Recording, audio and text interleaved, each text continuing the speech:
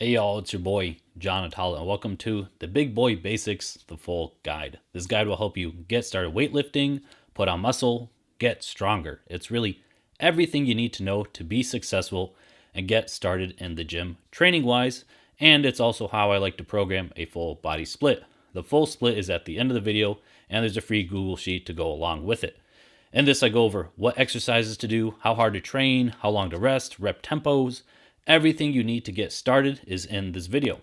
Now, in this super long video, I compiled all the big boy basics into one long video format and to fix some small errors I noticed I had in the series.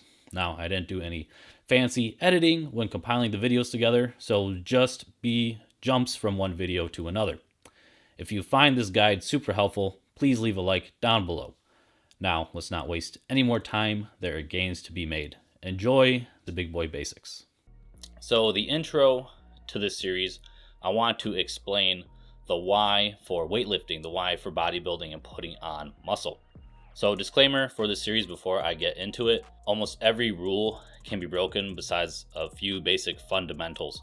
So, you can bend weightlifting to how you want it for your own preferences. And this series is going to be filled with my own biases, my own training styles that I personally enjoy. So don't take my word as the end all be all. Like in other videos, you need to account for yourself when it comes to these things. So don't take this as the, must all be all guide. And I could be contradicted a million times, but this guide will still work for a lot of people. But if you don't enjoy it, you don't enjoy it, and that's okay. But I think this will help a lot of you out there if you give it a shot. And also keep in mind, a lot of these concepts will be simplified throughout these series.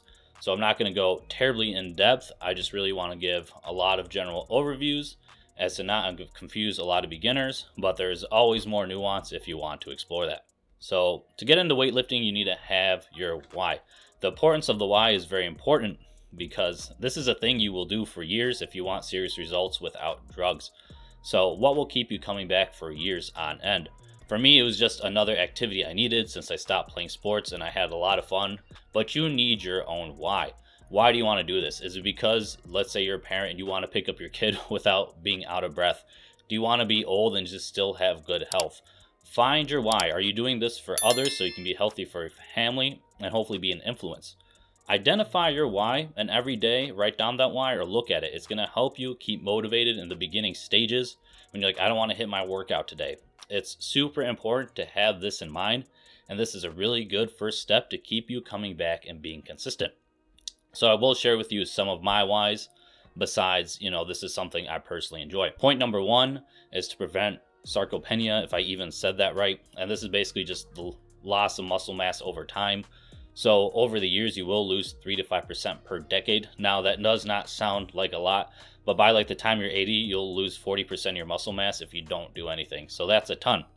So in our early years, I find it really important just to put on as much muscle as you can naturally. Because let's say we don't even enjoy this and we pick up like running or something else, you will still have so much more muscle to have when you're older, which decreases, your chances of being fragile. You can still pick up stuff in old age and really adds to our longevity. I mean, my grandpa's still lifting at 92, which is absolutely nuts. He benches still, he leg presses. So he's really an inspiration just to keep this thing going as a lifelong habit. Now, this is the most important statistic of the John Atala Institute of Research. It's a really interesting correlation that 100% of sexy people actually lift weights. Muscle mass is really good for men. Ladies get nice and toned. So it's no coincidence that if you lift weights, there's a much higher chance you'll become sexy. So we can't downplay that looks is a lot of motivation for a lot of people in weightlifting. I mean, it's definitely part of mine. It's not my main focus, but I mean, it's a lot of fun to look better and feel better. So if this is one of your whys, that's perfectly fine. It's definitely one of my whys, and this is a 100% accurate statistic. Now, I did have this in another video, but with muscle mass, you burn more calories, and it makes it a lot easier to keep off weight.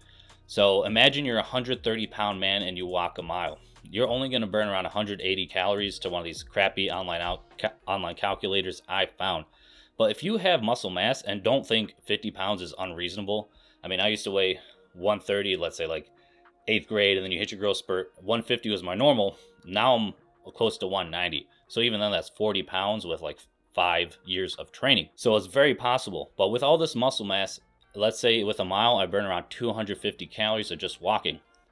With more muscle mass, you have more muscle tissue, so you're going to burn a lot more calories with your everyday activities, making it easier to keep off weight, especially when we have much more sedentary lifestyles in the 21st century. So building muscle mass is a great way to combat gaining extra weight in the 21st century, which is essential for so many people considering most of our population is overweight. I think this is one of the best investments of your time for passive income later on, so you can burn weight while you're not exercising. Number 3, for one of my whys, it increases your mental health. Your mental health improves. Weightlifting reduces anxiety, improves your cognition, decreases depression. I mean, movement does this in general, but weightlifting is the only one that will really add to your sexy points. So if you're going to choose a type of movement, it will improve your mood and your cognitive function. But for me, I might as well do one that'll do that and then add to my sexy points. Now, a note at the bottom, you cannot walk a mile a day and they'll be like, why do I not feel better? You cannot be sedentary. I know you may think you walked a mile, but that's not enough. Our bodies were really meant to move for a majority of the day. We were meant to run, catch things, hike, chase down prey. And then we think an hour walking and then the rest of the day on the couch is acceptable. That's not acceptable. You cannot expect to feel better if you're not really putting in the time to movement. Walking throughout the day and then a weightlifting regimen can really improve your mood drastically, because as humans, we were meant to move. Now, another reason I really enjoy weightlifting is because it's actually fun compared to other activities. As you can see by the John Atala Research Institute, 90% of runners actually hate running and they're just masochists. They just don't like themselves, and then that's why they run. And only 10% of weightlifters actually hate the activity. And it's often because they're following terrible advice from other really bad YouTube channels, and I won't name names, but that's the reason they hate weightlifting. It makes you buff, it makes you feel better, you get bigger, stronger. There's really no reason not to like it. Running, you exhaust yourself and it's a bad time. This is a fun activity for majority people, and I guarantee a lot of really great people go to gyms, even if they seem intimidating. Usually the biggest guys or girls are really nice people. It's a great community as well. Welcome to episode 2 of the Big Boy Basics. In this episode, we're going to go over the foundations. And in this part, in my opinion, all these are non-negotiables. If you do not have these things down, you will not get the results you are looking for. So this is a super important video. Lots of basic stuff, but it's funny how many of us just skip over the fundamentals. So you need these to progress in the gym. And if you don't, you're just going to be spinning your wheels for a long time. So let's just get into it. First, a disclaimer as usual. These rules cannot be broken. That was my opinion, as I said. These concepts are simplified. I'm not going into super in-depth detail.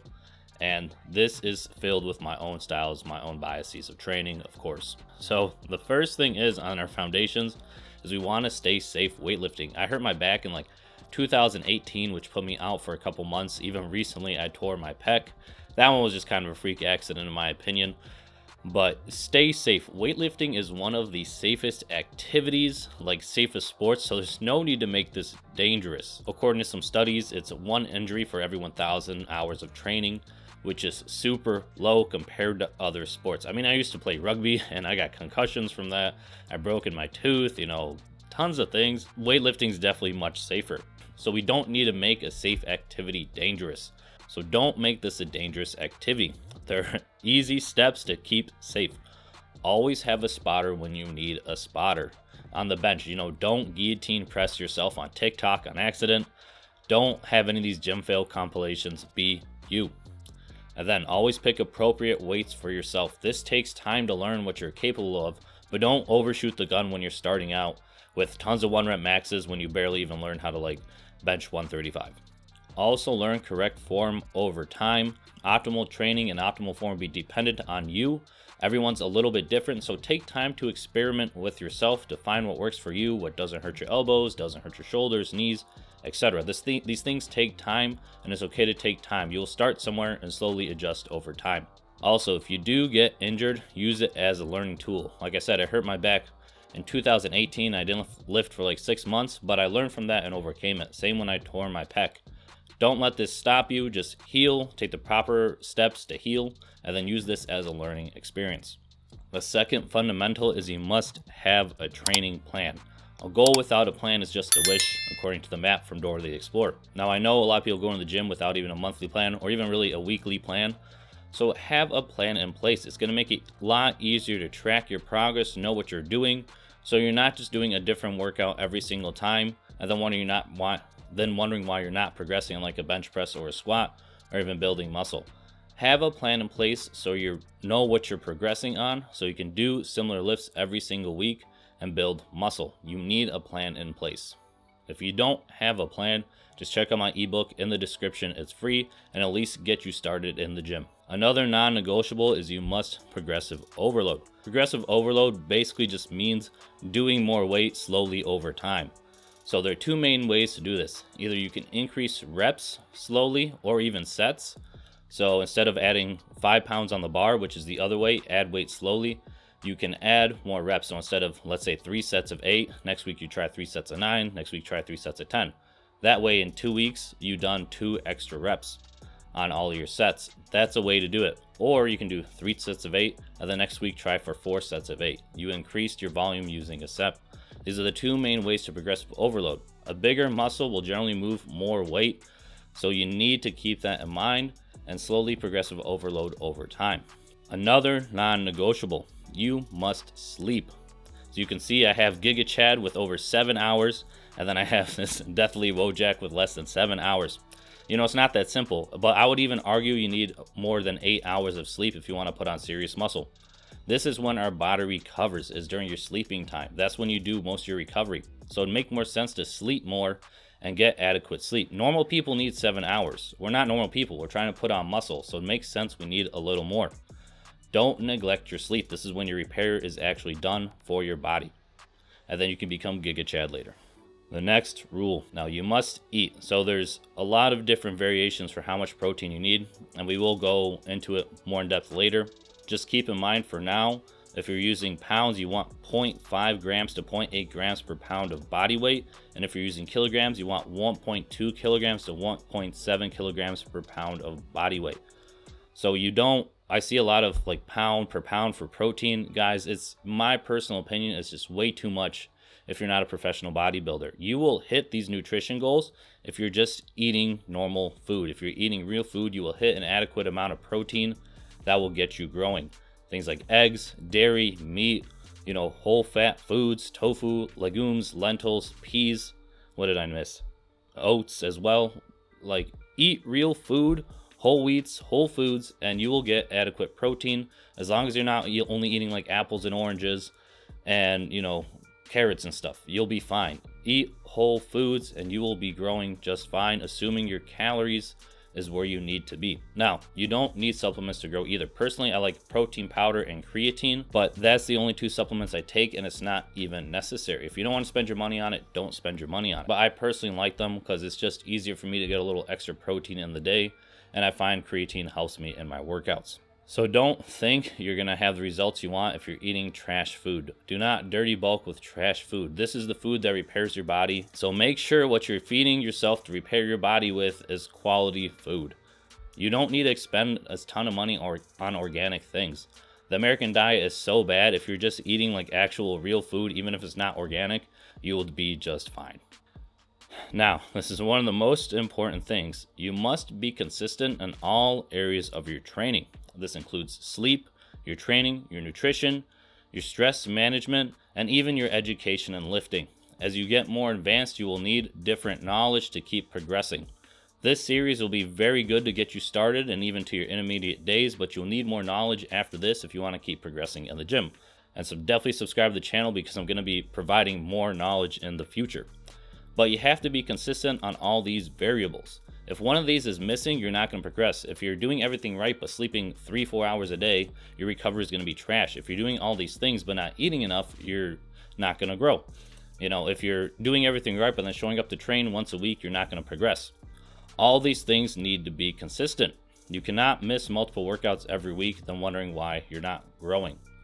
Everything needs to be in place. You need to be a habitual machine if you want to have results in the gym. This habit, this consistency is definitely one of the most important things, and it's a non-negotiable. If you don't even have this in check, this is where you need to start and just have a habit routine that gets everything in line for you. Then welcome to episode 3 of the Big Boy Basics. In this video, we're going to go over which split do I recommend for building muscle, and we're going to compare all of them and see the pros and cons for each split so you can find one that works for you. Now, disclaimer as usual, almost all splits do work with consistency, so these are just personal recommendations, what I find works for most people. Now, you do already know what my favorite split is, but we're going to do this video anyways, because I am going to recommend one other split, but everything in the series can apply to your specific split that you enjoy. So stick around for this series. Now, to compare all the basic splits for the weeklies, you have the full body where you start out with 3 days a week. You could do a Monday, Wednesday, Friday, and you're going to hit each body part 3 times a week. The second split, the upper lower split, you have an upper day, so it's going to have all your upper body parts. You have a lower day, all your lower body parts, rest, and then you repeat upper lower. Now with push pull legs, you're going to be at the gym 6 times a week, having a push day for all your push muscles, a pull day for all your pull, and then legs, and then you repeat the process. And then you have the bro split for 5 times a week to hit every single body part only once a week. So let's start with why not the bro split. The major con for the split, which why I don't recommend to people, is you're only hitting the body part once a week. I'm not like a huge optimization guys, but only hitting the body part once a week and putting all your volume in one day is just not something I recommend to anyone. After 6 sets of an exercise for body part per day, how much quality volume are you really getting? I'd bet you can get more quality volume on a separate day if you gave the muscle just a little bit rest. And the other problem with this split is you need 5 days a week in the gym minimum, which is just a ton of time if you're just starting out in the gym. Most of my training was only 3 to 4 days a week in the gym, and I made great results with that time frame. So the bro split is a definite no in my book and not recommended for me. And then we have why not push pull legs. Now it does have some pros. You do hit muscle groups twice a week, which is good. You can have short workouts if programmed properly. If you want to see how I do it, I have a video here of how I would do a simple push pull leg split for beginners. Now the cons though, you're in the gym for 6 days a week, which is just completely unnecessary for most people, unless you're like an avid enthusiast or even a bodybuilder per se. It's just way too much time for the normal person, and you don't need this much time in the gym to make gains. Plus, you're gonna skip leg day because you're a bum, and then you can just do your push day and your pull day, and you do that twice a week, so you're in the gym 4 times a week, and then you can skip your leg day and just be fine. So don't be a bum and don't skip your legs. And now a split I'd actually recommend is the upper lower split. A pro for this split is you hit the muscle groups twice a week, which is good, and then you're only in the gym 4 times a week. You have your upper day, lower day, rest, upper day, lower day, rest. And now with the upper lower split, it's actually very easy to program a strength day and a volume day if you care about strength work. One upper day could be more focused towards strength, another lower body day could be focused towards strength, and then the other 2 days could be volume days. It's very easy to split up. I personally don't know why this split isn't more common among recreational lifters, because it puts you in the 4 days a week and it's very easy to split up. The only real con to the split is it's not my favorite. That's all I got. So why do I recommend full body to start out? You can hit the muscle group 3 times a week, so you're getting minimal fatigue throughout the week. Puts you in 3 days in the gym in the beginning, which is super easy and convenient for most people. You can make it 3 times a week. You get to go hard every single day on each body part and really push your limits, and then it's easy to progress with for years. If you graduate, let's say from a 3-day week full body program, the easiest thing to add more volume is just add in an extra day. So now you can have Monday, Tuesday rest, Thursday, Friday rest, and then you can keep doing this till you're a super elite lifter if you wanted to. It's very easy to add more volume over time because you can just add in another day. The other thing I like about the full body split is, let's say you do miss a day. Let's say you have something random on Wednesday on your workout. You're still hitting all your body parts throughout the week. You'd make Monday, you might be busy middle of the week and make Friday, and you still at least got, let's say, 6 sets per body part per week. While that might not be optimal, at least you didn't completely miss a workout for that body part. Let's say on the bro split, you missed your back day. Your back didn't get touched all that week if you couldn't make up the time in the gym. That's why I don't like that split, because it doesn't give you room for error, and we know we are humans and there's going to be errors and our schedules are going to change.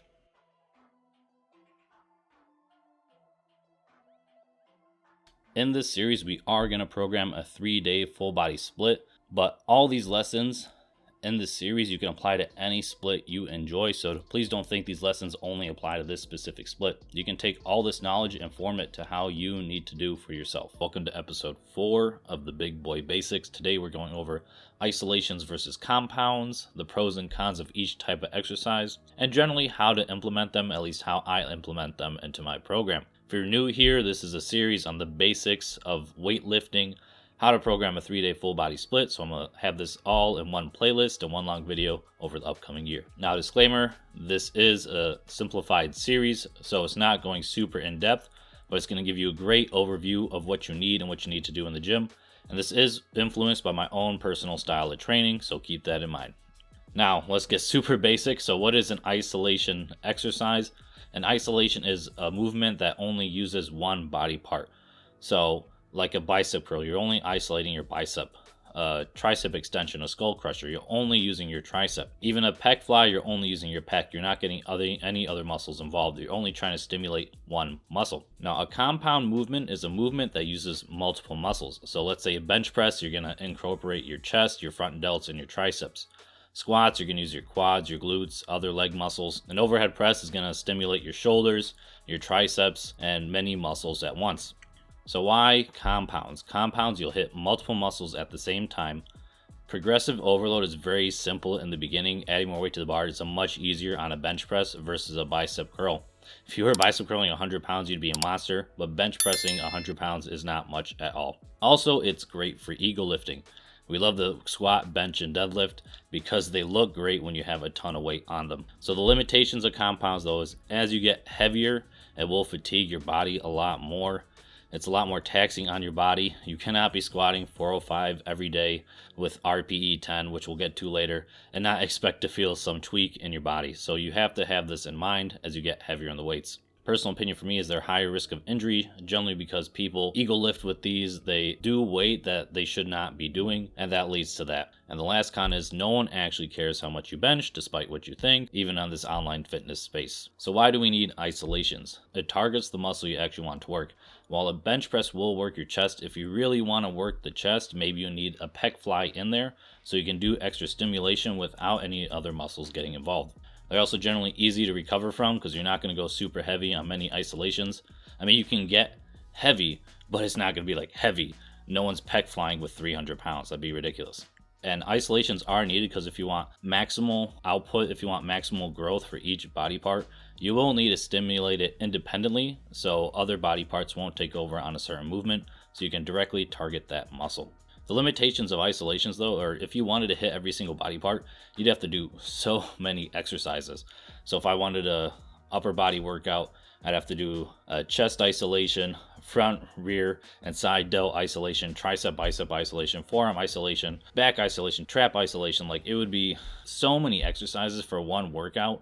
It would just be ridiculous. And unfortunately, isolations don't look cool besides the bicep curl. So which is better for hypertrophy, isolation or compounds? Both are actually needed for muscle growth. It's the yin and the yang. You need both of these if you want really good muscle growth. I've had videos on why powerlifting won't get you jacked, and I'm going to put these videos here. You cannot only do powerlifting styles and then expect to get jacked doing only that limited training. You need both. You probably won't have huge biceps without curls. They can be stimulated on chin-ups and pull-ups, but you won't get huge biceps without them. I mean, my arms are finally growing now, but it's because I've been including extra arm work and stimulated them directly. I've been stuck at below 15-inch arms for a long time, but since I'm actually doing arm work now, they've exploded and I'm past 16. And on the other side of the coin, you probably won't have a huge chest only doing flies. You need the compound movement for these major muscles as well. You need the mix of these two type of movements. Don't be a purist. It's okay to mix things. Get the yin and the yang of lifting the isolations and compounds in your program. So beginner general recommendations, and still how I program a lot of these, is I generally have 2 compounds and the 1 isolation for the major muscle groups.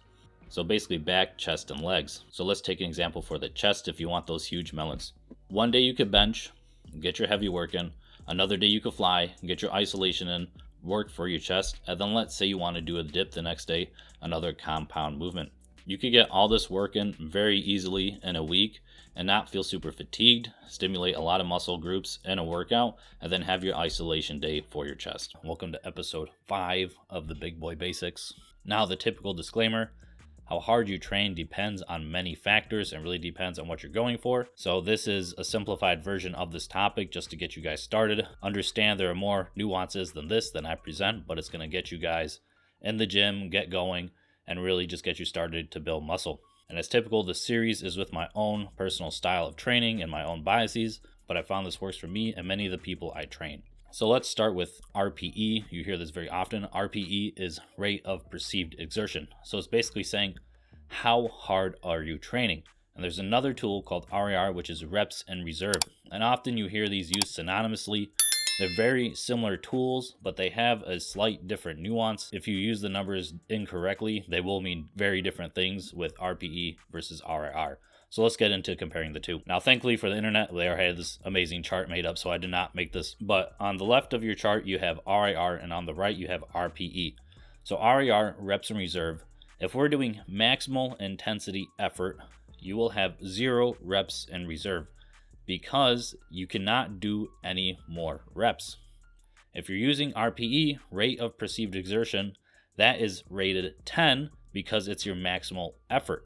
See the difference? If you said, I'm going to do an RPE set of 10 or RIR set of 10, those are meaning two very different things. RIR would mean you have 10 sets left in the tank. RPE would mean at maximal effort. So if you're explaining this, make sure you just say the right thing because it can mean two very different things. RPE can also be used for other sports, like sprinting.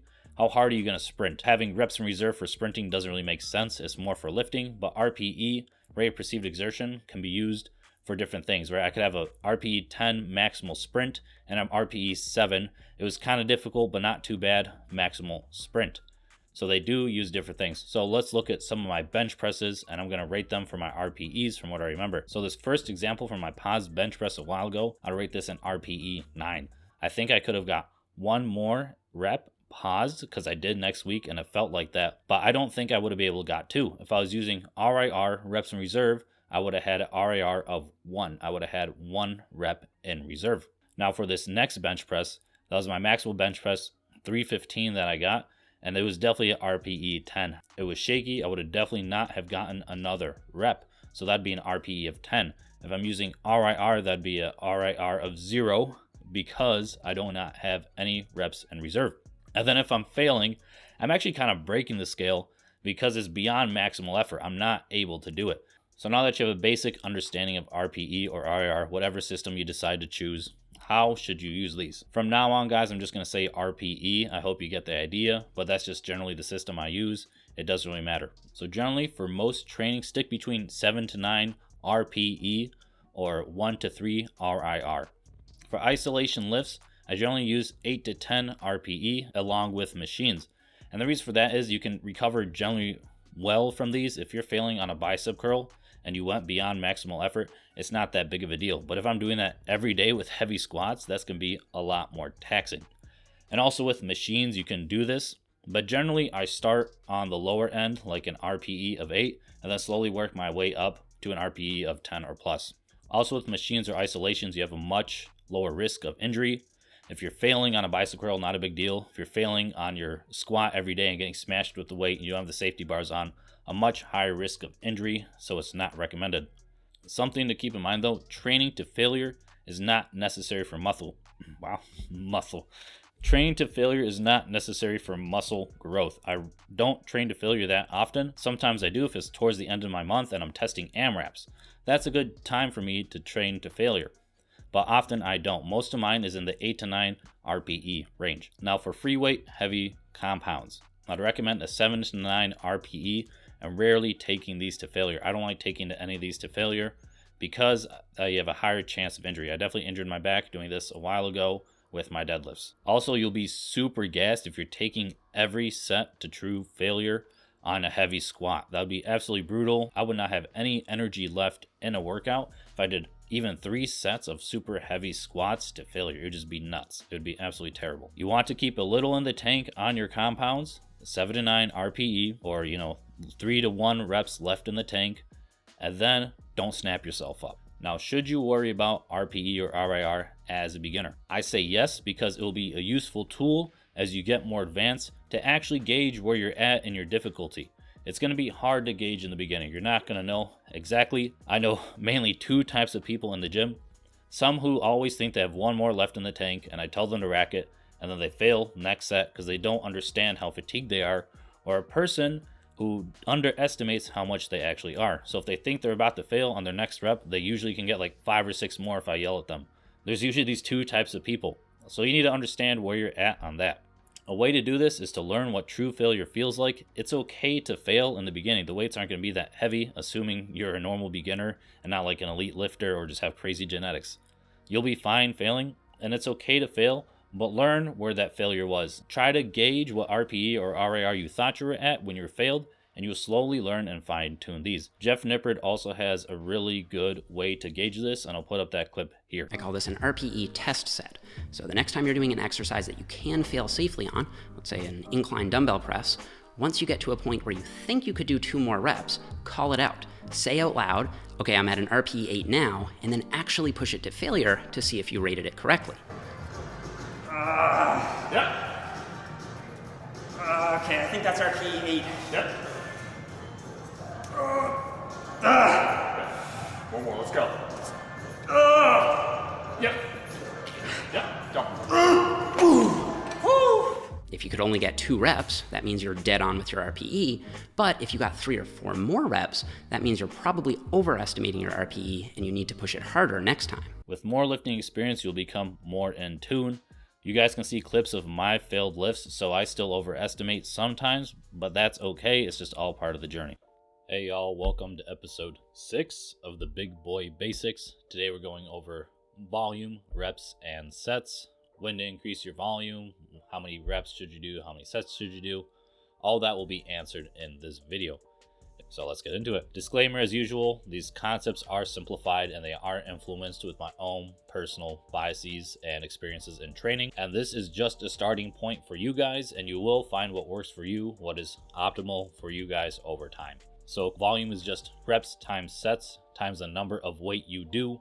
So in this example, I have 3 sets of 8 reps with 225 pounds for your total volume, which is 5,400 pounds for that session. Now, volume is the main driver of muscle growth, progressive overload in a sense. Now, being able to do more volume in a session with the same amount of sets and reps is essentially what's going to drive muscle growth. If you can do 3 sets of 8 reps for 250 pounds instead of 225 pounds, you're more likely going to have a bigger muscle, unless you're like super optimizing technique, only focusing on strength work, but that's not something you would do in a higher rep range anyways. So we don't need to overcomplicate this. If you can get more volume in a session with the same amount of reps and sets, you're gonna have a bigger muscle at the end of the day.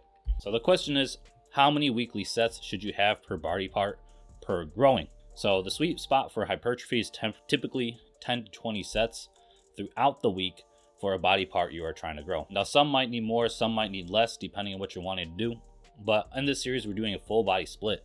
So typically, how I just started with this is you're doing 3 times a week for that body part you want to hit, and just start with 3 sets per workout. So you're getting 9 weekly sets. Now, I know that's suboptimal, it's under 10 sets, but you're still going to grow with your volume adjusted, with your RPE higher, like we talked about in last video. And guys, you can really milk 9 weekly sets for a long time. I'm still milking 9 weekly sets on my biceps and triceps, and they are still growing, and I'm past 16 inches now, okay? So don't think you can't milk under 10 weekly sets for a long time. But when you stop growing, this is generally a time when to increase your weekly set. If it's a body part you can measure, like I can measure my biceps and triceps, if it's not growing, maybe it's time to increase volume. But this is assuming all your other factors are stable. If you're not eating right and you're not sleeping right, your stress isn't under control, and then you're not growing, and then you think it's the weekly sets, I can guarantee it's one of those other 3. Your priorities need to be in place. Focus on those other major points, and then maybe increase your weekly sets. If your sleep is on point, you're gaining weight, but your body part isn't growing that you want to grow, and then your nutrition's also on point. Okay, make sure all these are the culminating factors. Don't automatically jump to the volume because it might be your crappy lifestyle habits that are prohibiting you from increasing in size. Now, if you can't measure it, progress pics are a really good starting point. Take one like every month and then just check once in a while to see. So when I measure though, I usually measure once a month And then if I don't increase on the second month, then my plan is to increase volume. Now, if you don't like exercising with such intensity, like RPE 8 or 9 typically, if you want to do RPE 7 and make your workouts more lackadaisical, I would definitely increase your volume then, because you're not getting as hard of a stimulus, okay? If you're not that super hard grinder workout person, increase your volume to compensate for your intensity. If you're like me and you like to work out with intensity, 8 to 10 RPE, sometimes you fail your isolations and machines, you can have less weekly volume. I'm still on 9 weekly sets a lot of the time, but it's because my intensity is so high. Now, another time to increase your weekly volume is if progressive overload has stalled significantly. And this is assuming all your other factors are stable, like I mentioned earlier. All your other factors must be consistent before I really think you need to increase your weekly sets. But you might not respond to 9 weekly sets like me. So maybe you're a person that needs 12, so you'll figure that out with time, but you might be able to just milk 9 weekly sets for a long time. As you get more advanced though, you're not going to be able to add another rep every single time. So just keep that in mind. So if you are going to increase weekly sets, this is just a general example, assuming you're not strength training and you're just going for more muscle building. I would use the least taxing exercise on your rotation for that week. So in this example, I have bench press for 3 sets, cable flies for 3 sets, and dips for 3 sets. I would increase the volume on the least taxing exercise, which would be the isolation, the cable fly. So you could have bench press for 3 sets, cable fly for 4 sets, and then dips for 3 sets. So increase your volume because you still might be sore from 3 sets of bench press, but maybe you're not feeling it on the machine flies because 3 sets is just not enough. So you can increase your volume on the least taxing exercise. That's just how I personally do it, and I find works for a lot of people. Now, some people might wonder why only start with 9 weekly sets if that's suboptimal to a lot of people, a lot of science. One, you can milk these gains for a long time. You can get growth for a long time. And it's really convenient just to have 3 sets, 3 sets, 3 sets, and not have to worry about it. Number 2, you have the easiest ace in your pocket when muscle growth stalls. If you're responding to 9 weekly sets and then all things are stable to suddenly hit that plateau, guess what you need to do? You only need to add 1 extra set of something. That's like a 10% increase in your weekly volume just by adding 1 extra set. If you already hit the maximum 20 sets per week, where are you going to go from there? Now you need to worry about intensity techniques, drop sets, cluster sets, all these other advanced techniques, when you could just start at the lower end, milk that for as long as you can, and then just add 1 extra weekly set and then get a huge stimulus, and you can milk that for such a long time. And then also, if you can do less volume, why not just do that? If this is going to be a lifelong habit, a lifelong of muscle building, because it takes a long time anyways, why not just start at the lesser end and slowly work your way up over the years? So we went over sets, 3 sets for each exercise 3 times a week, meaning 9 weekly sets per body part. And later in the series, we're going to actually get into what exercises to do for each one of these sets. But for now, let's focus on the rep ranges. So what rep ranges should you do for your isolations and compounds? Generally, isolations you can do 8 to 20 reps, and this will be a good hypertrophy zone. So this is just how I like to cluster my sets. You don't have to do it like me. It doesn't matter. This is just how I find I like to do it. So I do 8 to 10 for isolation, 10 to 12, 12 to 15. Then I have a very large one for 15 to 20 since it's such high rep work. Now you can do this any way you want. You could do 8 to 12 for a range. You could do 10 to 15 for a range. You could do 12 to 14 for a range. It doesn't really matter as long as you're consistent in your tracking. For your compounds, I'd recommend 4 to 12 if your focus is muscle growth. 1 rep is not going to provide that much stimulus. It's fun to max out, but if you're not powerlifting or even care about strength training, why are you doing that? 2 to 3 is very similar, but 4 to 6 would be a good range if you like some strength, but also some hypertrophy work. That's going to be a really good range for that. And then from there on, you can do 6 to 8, 8 to 10, and 10 to 12. So this is just how I cluster my sets, my tracking, and that's what I like to do. Now, like I said earlier, do what you want. You can organize your reps how you see fit to you. And this is not the end all be all. You can train compounds with higher reps. You could train isolations with lower reps. I've seen people do 5x5 on bicep curls and still get results, okay? So it's not needed to overthink. These are good general recommendations to start out with. But if, like for me, I've trained years without ever doing more than 10 reps on a bench press. Now, all my bench pressing is 10 plus reps just because it's something I've never exhausted and I'm getting good results. So you can always switch it up over time for something you need a new stimulus for. Now, over time, you'll find certain exercises match better with certain rep ranges. Like on a face pull, there's no point in doing a single. I'd even argue less than 10 reps, okay? I was trying Romanian deadlifts for more than 10 reps, and oh my God, my lower back was just so fatigued after that, so I have to keep it under 10 reps. Some people might be able to do that. That's not me. I can't do that, and my lower back just feels super fatigued. So you'll find what rep ranges work with certain exercises for you. This is a constant experimentation to find what works for you guys. Now, as I said, these are just guidelines to start out. You will find your optimal. You'll find what exercises you guys like, what rep ranges you guys like over time. You'll find out how to work out for yourself.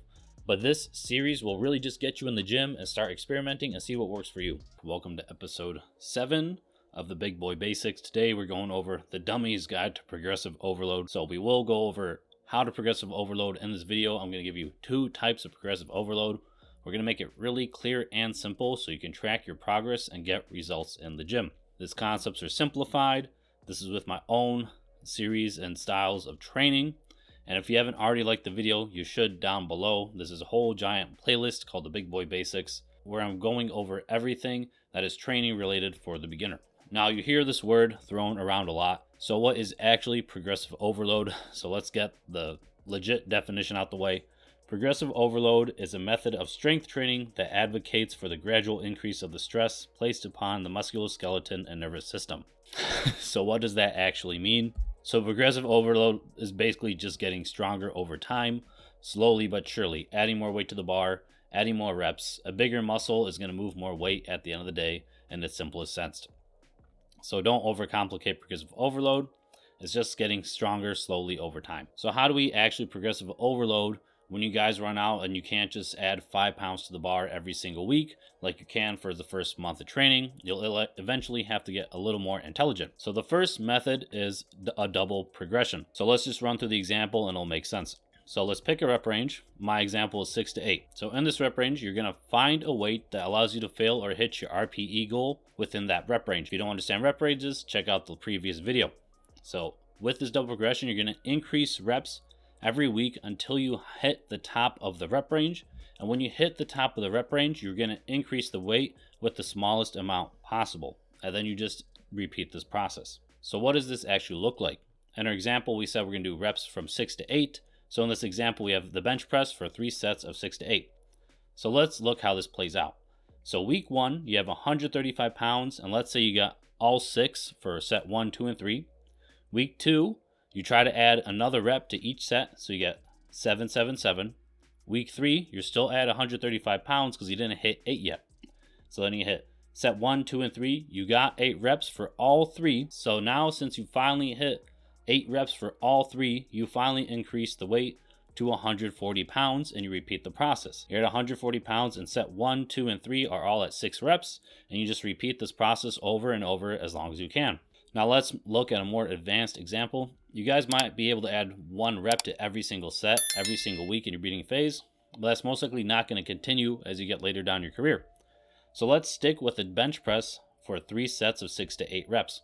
So now you can see I actually included RPE alongside the sets, because with this, when you hit the top of the rep range, your RPE kind of auto-regulates and it's going to decrease that first set over time. And let's go over so it makes sense. So let's say week 1, you're starting out, you got 225 pounds for 8, 7, and 6, and they were all very challenging. You stopped at 8 because you hit the top of that rep range, but then your reps kind of dropped off over time. And your RPE was 999. So now, week 2, still at 225 pounds. You had set 1 for 8. Set 2, you were actually able to increase from 7 to 8. And now, set 3, you're still at 6. You were able to get 1 more. But now, the first set was actually a little easier because last week it was an RPE 9. Now it might be an RPE 8 because you already had a little more practice with it and you were fresh on your first set. So week 3, you got set 1 for 8. It was an RPE 8. And now you can see on set 2, 8. But maybe the second set was actually a little bit easier because, again, you had more practice with it. Then set 3, you actually got 1 more rep this time, but it was a grinder and it was a 9. Now week 4, you can see we're still with 225 pounds. Set 1, you did 8 again because you've been practicing all week, but now it's actually quite easy for your first set. So you can see how for your first sets, it went from RPE 9, 8, 8, 7. So the RPE kept dropping down because it's your first set, you're fresh, and you're getting a lot of practice with this weight. Set 2, you got 8 again, and now it's a little bit easier at RPE 8. And then set 3, you got 8, but it was at RPE 9. It was a grinder, but you finally got it. So you can see how on your first set, your RPE was kind of going down each time. Set 2 was starting to go down. But now, since you hit the top of the rep range for all 3 sets, you bump up 5 more pounds and then you restart. So now you probably get set 1 for 6, set 2 for 6, set 3 for 6. And then all those are going to be quite challenging. Now, this is just an example. It's not going to look exactly like this, but this is a general idea of how the RPE kind of auto-rotates with your first and second set. They'll get easier over time if you're stuck on your last set for the top of that threshold. It's okay to practice with more weight on a double progression scheme. It gives you more time with the weight, more time to get comfortable with it. You can focus on your form a little more. That's perfectly fine. Now, if you're a person that feels like it'd be a waste to keep doing a weight you could do for that first set, there is another progression scheme called a dynamic double progression. So let's do the same thing. We're going to pick a rep range and we'll stick with 6 to 8. You're going to find a weight that allows you to fail or hit your RPE goal within that rep range. Increase your reps every week until you hit the top of that rep range as usual. But this one, when you hit the top of the rep range on only one of your sets, that's when you're going to increase the weight. So let's again look at the bench press example. So in week 1, we have 135 pounds for 8. Then we got 7, then we got 6. They kind of tapered down because we got more fatigued as time went on. But since on your first set in week 2, you hit 135 pounds for 8 in week 1, in week 2, you're going to increase that to 140 pounds. So now you shoot for 6 because that's the bottom of the rep range. 135 pounds, you got 8 on set 2. And then on set 3, you got 135 pounds for 7. So now you can see in week 3, set 1, you got one more rep with 140 pounds. And then you actually bumped up set 2 to 140 pounds again because you hit the top of that rep range on week 2. So now you have 240 pound sets, and then you go down to 135 pound set for a set of 8. And then you can see in week 4, working for 140 pounds for all of your sets again. And then in the first set of week 4, you actually hit the top of the rep range again. So in week 5, you're increasing that first set by 5 pounds. So it's always rotating depending on the set. With this scheme, the dynamic double progression, you don't have to complete all 3 sets to bump up in weight. It is only dependent on that set. Now, like I said, your training will be a lot more varied with these, but I hope these examples are clear so you can understand how to put it into your own training. So let's go over the main differences between dynamic and standard double progressions. With dynamic, you're always keeping your RPE high or whatever you designate it for. It's always rotating, so you're challenged every single set. One should not be easier than the other. They're all going to be challenging because even if you're fresher on the first set, you're really pushing it. With this, you're also rotating the weights, so you might have 3 different sets at 3 different weights, and then you also don't have to wait to increase the weight. For some people, this can be very annoying if they got, let's say, set 1, 8, set 2, 8, and then they have to wait for set 3, and that's at 6, so they might have to wait 2 more weeks to progress on a standard double progression.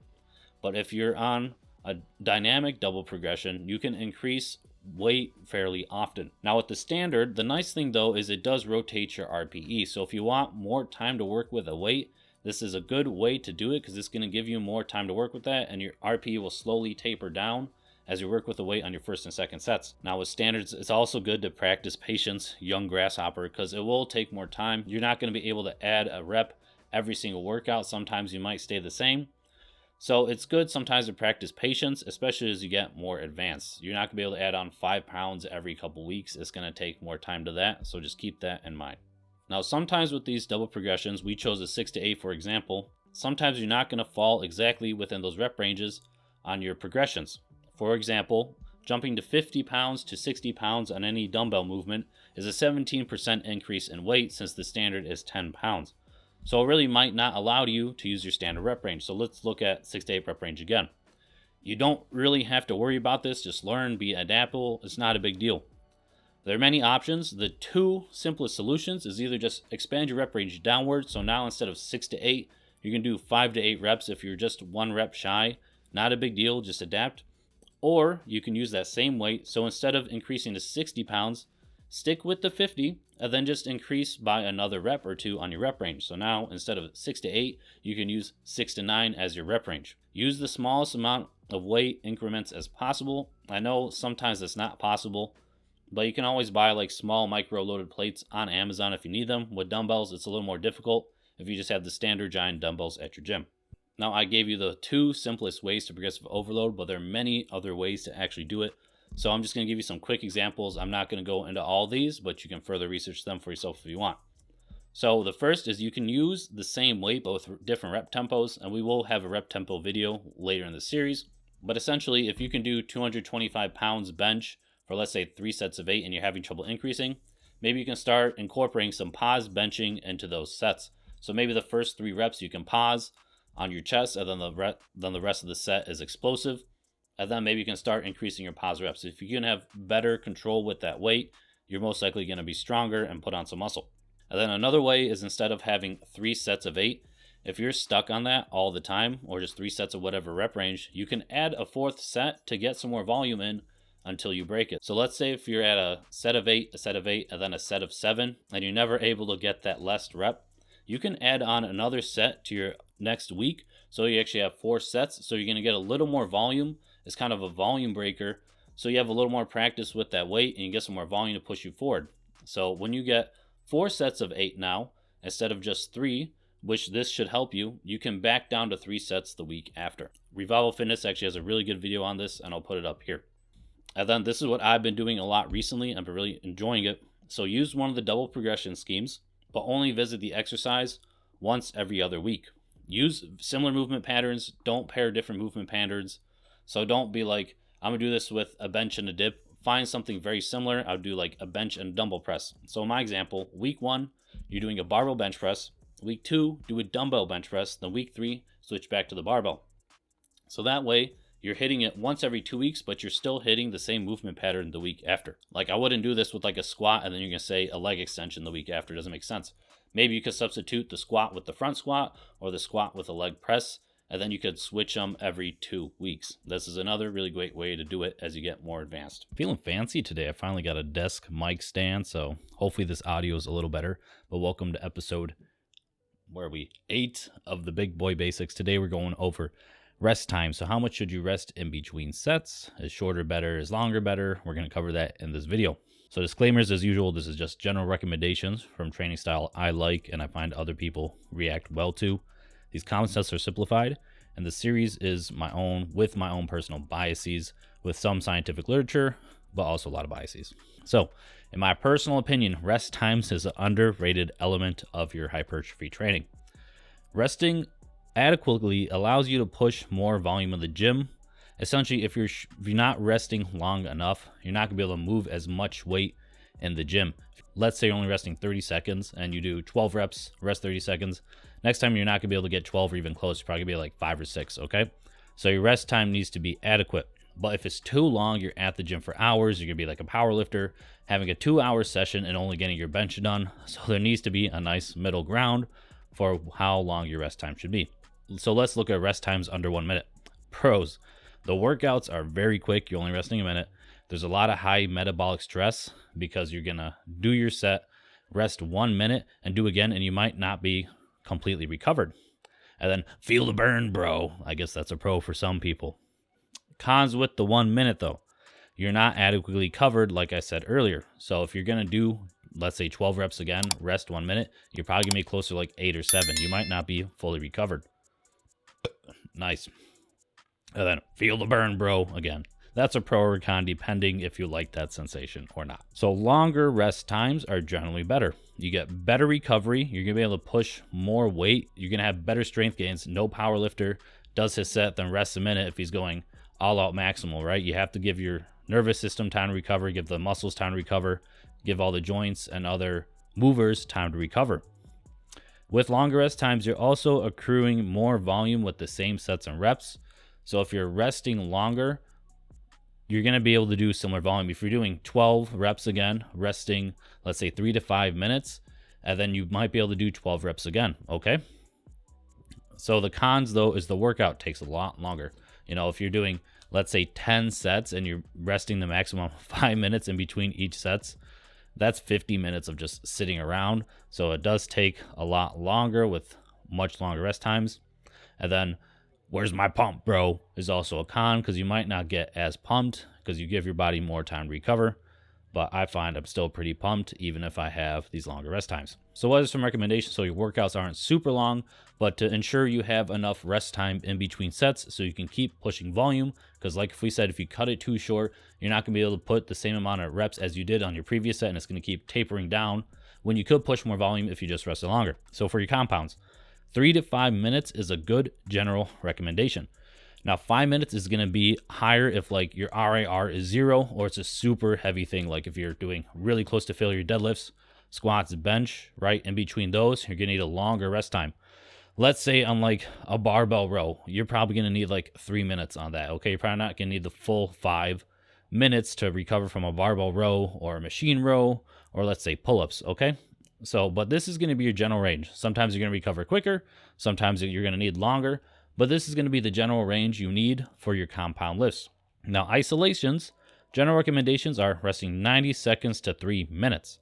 Depending how intense the exercise was, this will be a good range to start, so your rest times are in that, because you won't need as much. You're not using a ton of muscles on isolation, right? It's an isolation. So if you're doing bicep curls, do your set at 15, rest 90 seconds. If you feel like it's good, start again. If you're not feeling recovered yet, you have up to 3 minutes, okay? So it doesn't have to be rigid, but just keep it in time so your workouts are timely. You're not at the gym for 3 hours unless you really want to be, but then I'm questioning what you're doing with your day anyways, but that's a whole nother story. Get a life, okay? So keep in mind though, these are recommendations for standard sets. These aren't like drop sets, supersets, anything. This is just, I'm gonna do my set of 12 again of bench press or curls or whatever, and then I'm gonna rest the recommended rest time. And then I'm gonna do a straight set, then I'm gonna rest, then I'm gonna do a straight set, okay? And this is just for normal standard sets in the gym. So a big question is, should you actually time your rest periods? I say yes. Don't be a bum and hog the squat rack for like 30 minutes for 3 sets, okay? If you're doing 3 sets, let's say you need the maximum 5 minutes in between set, it should at most take you 20 minutes. 3 times 5 is 15 minutes of rest. Let's say 5 minutes to actually do the squat and setup, okay? You don't need to be in there for super long. It's going to keep you on point just to keep your workout timely so you're not there forever. And I at least set, me personally, I set the timer for the minimum amount of my workout. So if it's a compound, I set the timer for 3 minutes. If it's an isolation, I set it for 90 seconds. It's just at least to get me mentally prepared to go back to get focused again for the next set, okay? Maybe I need to put on my belt. That's when I'm going to start strapping up. I'm at least going to go hang around the weights again, claim my spot because I tend to walk around the gym. So that's just going to get you in your space, okay? You'll find what works for you, but I do definitely recommend timing your rest periods.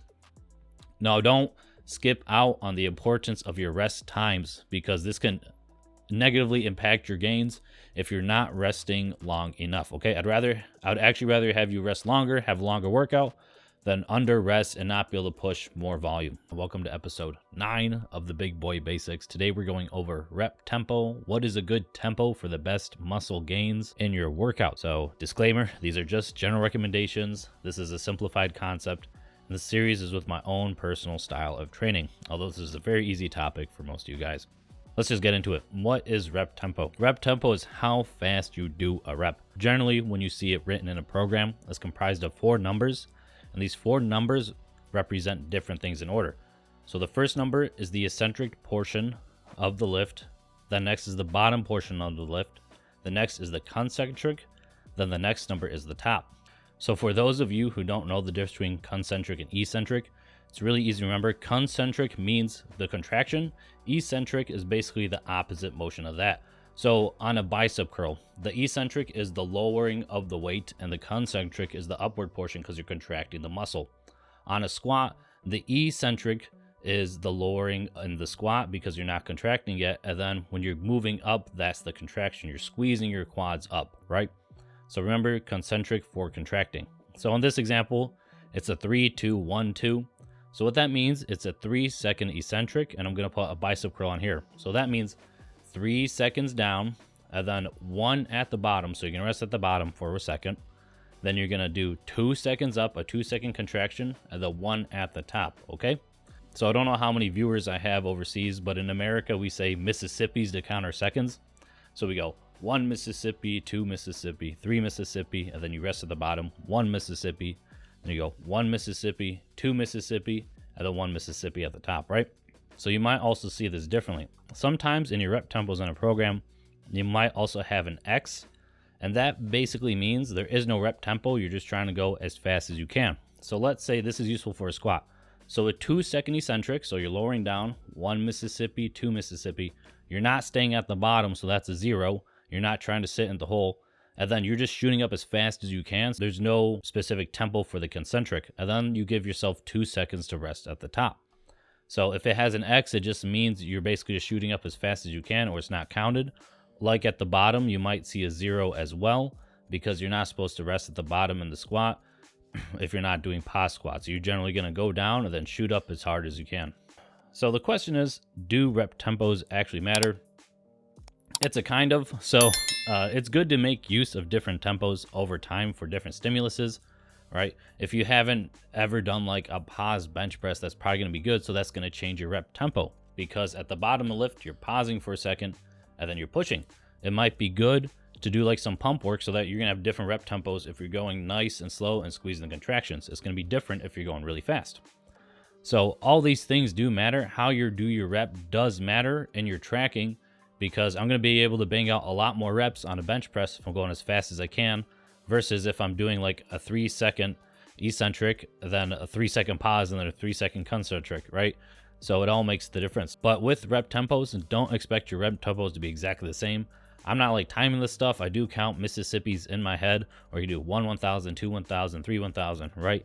Just have a consistent tempo in your head and just stick with that for your counting, and it'll be good enough for this portion. And don't also expect your rep tempos to be all exactly the same, because it will change as you get more fatigued on your set. Your last couple reps are probably gonna be grinders compared to your first couple reps when you're fresh. So it is gonna change over time, but try to stick to the general rep tempo you set for yourself. So the general thing with rep tempos is too fast and you're not in control of the weight, so you're just kind of flailing around. You're gonna end up on one of those gym viral fail TikToks where you just flail around with the weight and you look silly. But then it's too slow, then the set takes forever, and generally hypertrophy is worse just going super slow. I'm talking about like a 5-second rep up, then a 5-second rep down, right?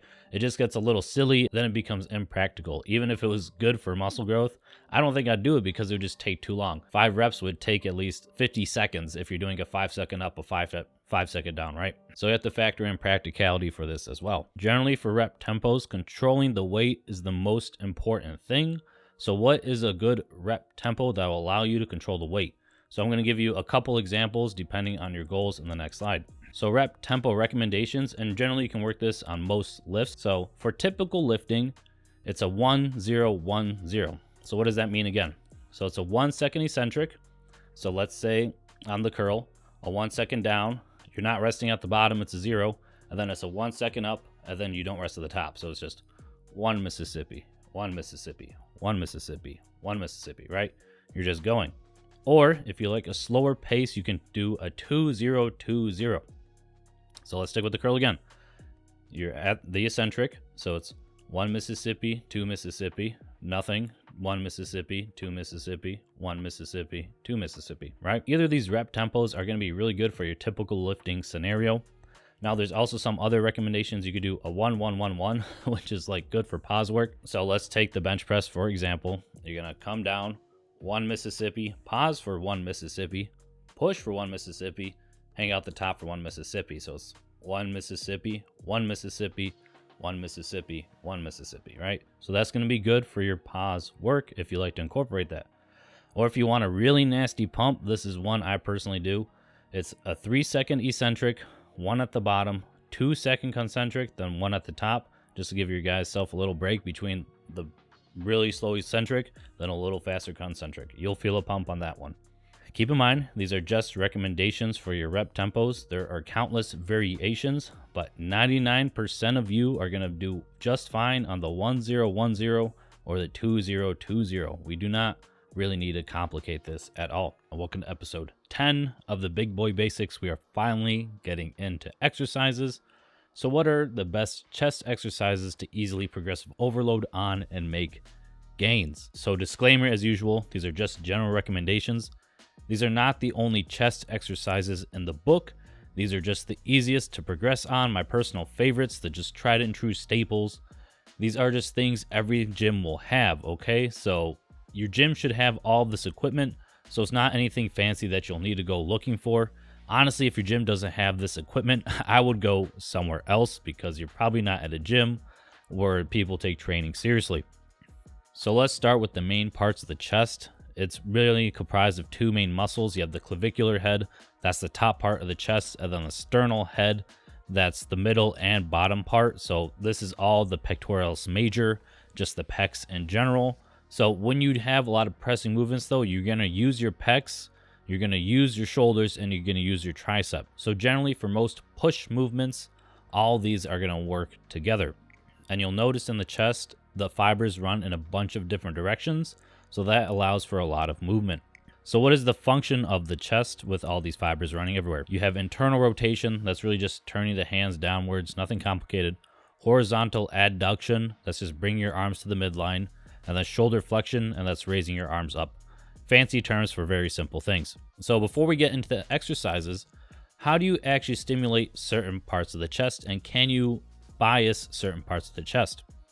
So there's very simple things you just have to remember. For your upper chest, just remember hands up. Any pressing with your hands up like this is going to stimulate your upper chest more.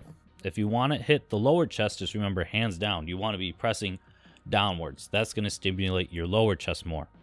For the middle chest, or the whole chest in general, just bench. It's simple. Just have your hands horizontal. That's going to hit your middle chest very effectively.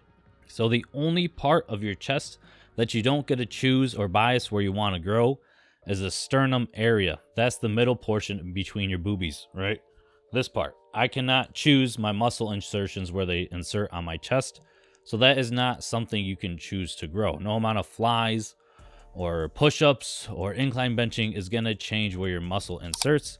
So you do not have a choice on how close your boobies grow together. So let's start with the first category of exercises for chest on my main template. These are going to be your main movers. And the question is, why are these your main movers? Because they stimulate the chest very well, and they're really easy to progressive overload on compared to other chest exercises. Adding weight or reps each week by week will be fairly simple, following a progression scheme I outlined earlier in the series. Now for the main movers, these exercises aren't best to worst. It's just the order that came into my head, so keep that in mind. Number one, we're going to start the barbell bench press, and who would have thought? I know, highly controversial. The king of chest exercises. Now you can have two ways of benching, one with an arch, a more powerlifting approach, or just a normal bench with your shoulders retracted. You should be able to bench more with an arch when you dial in your form, but just keep in mind when you're benching more because you have an arch, it's not because your chest grew, it's because you adjusted the angle. You now have leg drive and you've shortened the range of motion a little. And this will apply to most chest exercises. So I recommend adjusting your form over time and find what works for you, then stick with it so you can progressive overload accordingly instead of changing your form and thinking you're actually growing muscle when you just changed your form. Now if normal benching bothers you, I would try dumbbell benching. You will have free movement with the dumbbells, plus each arm is working independently, so one getting stronger than the other is a lot less likely.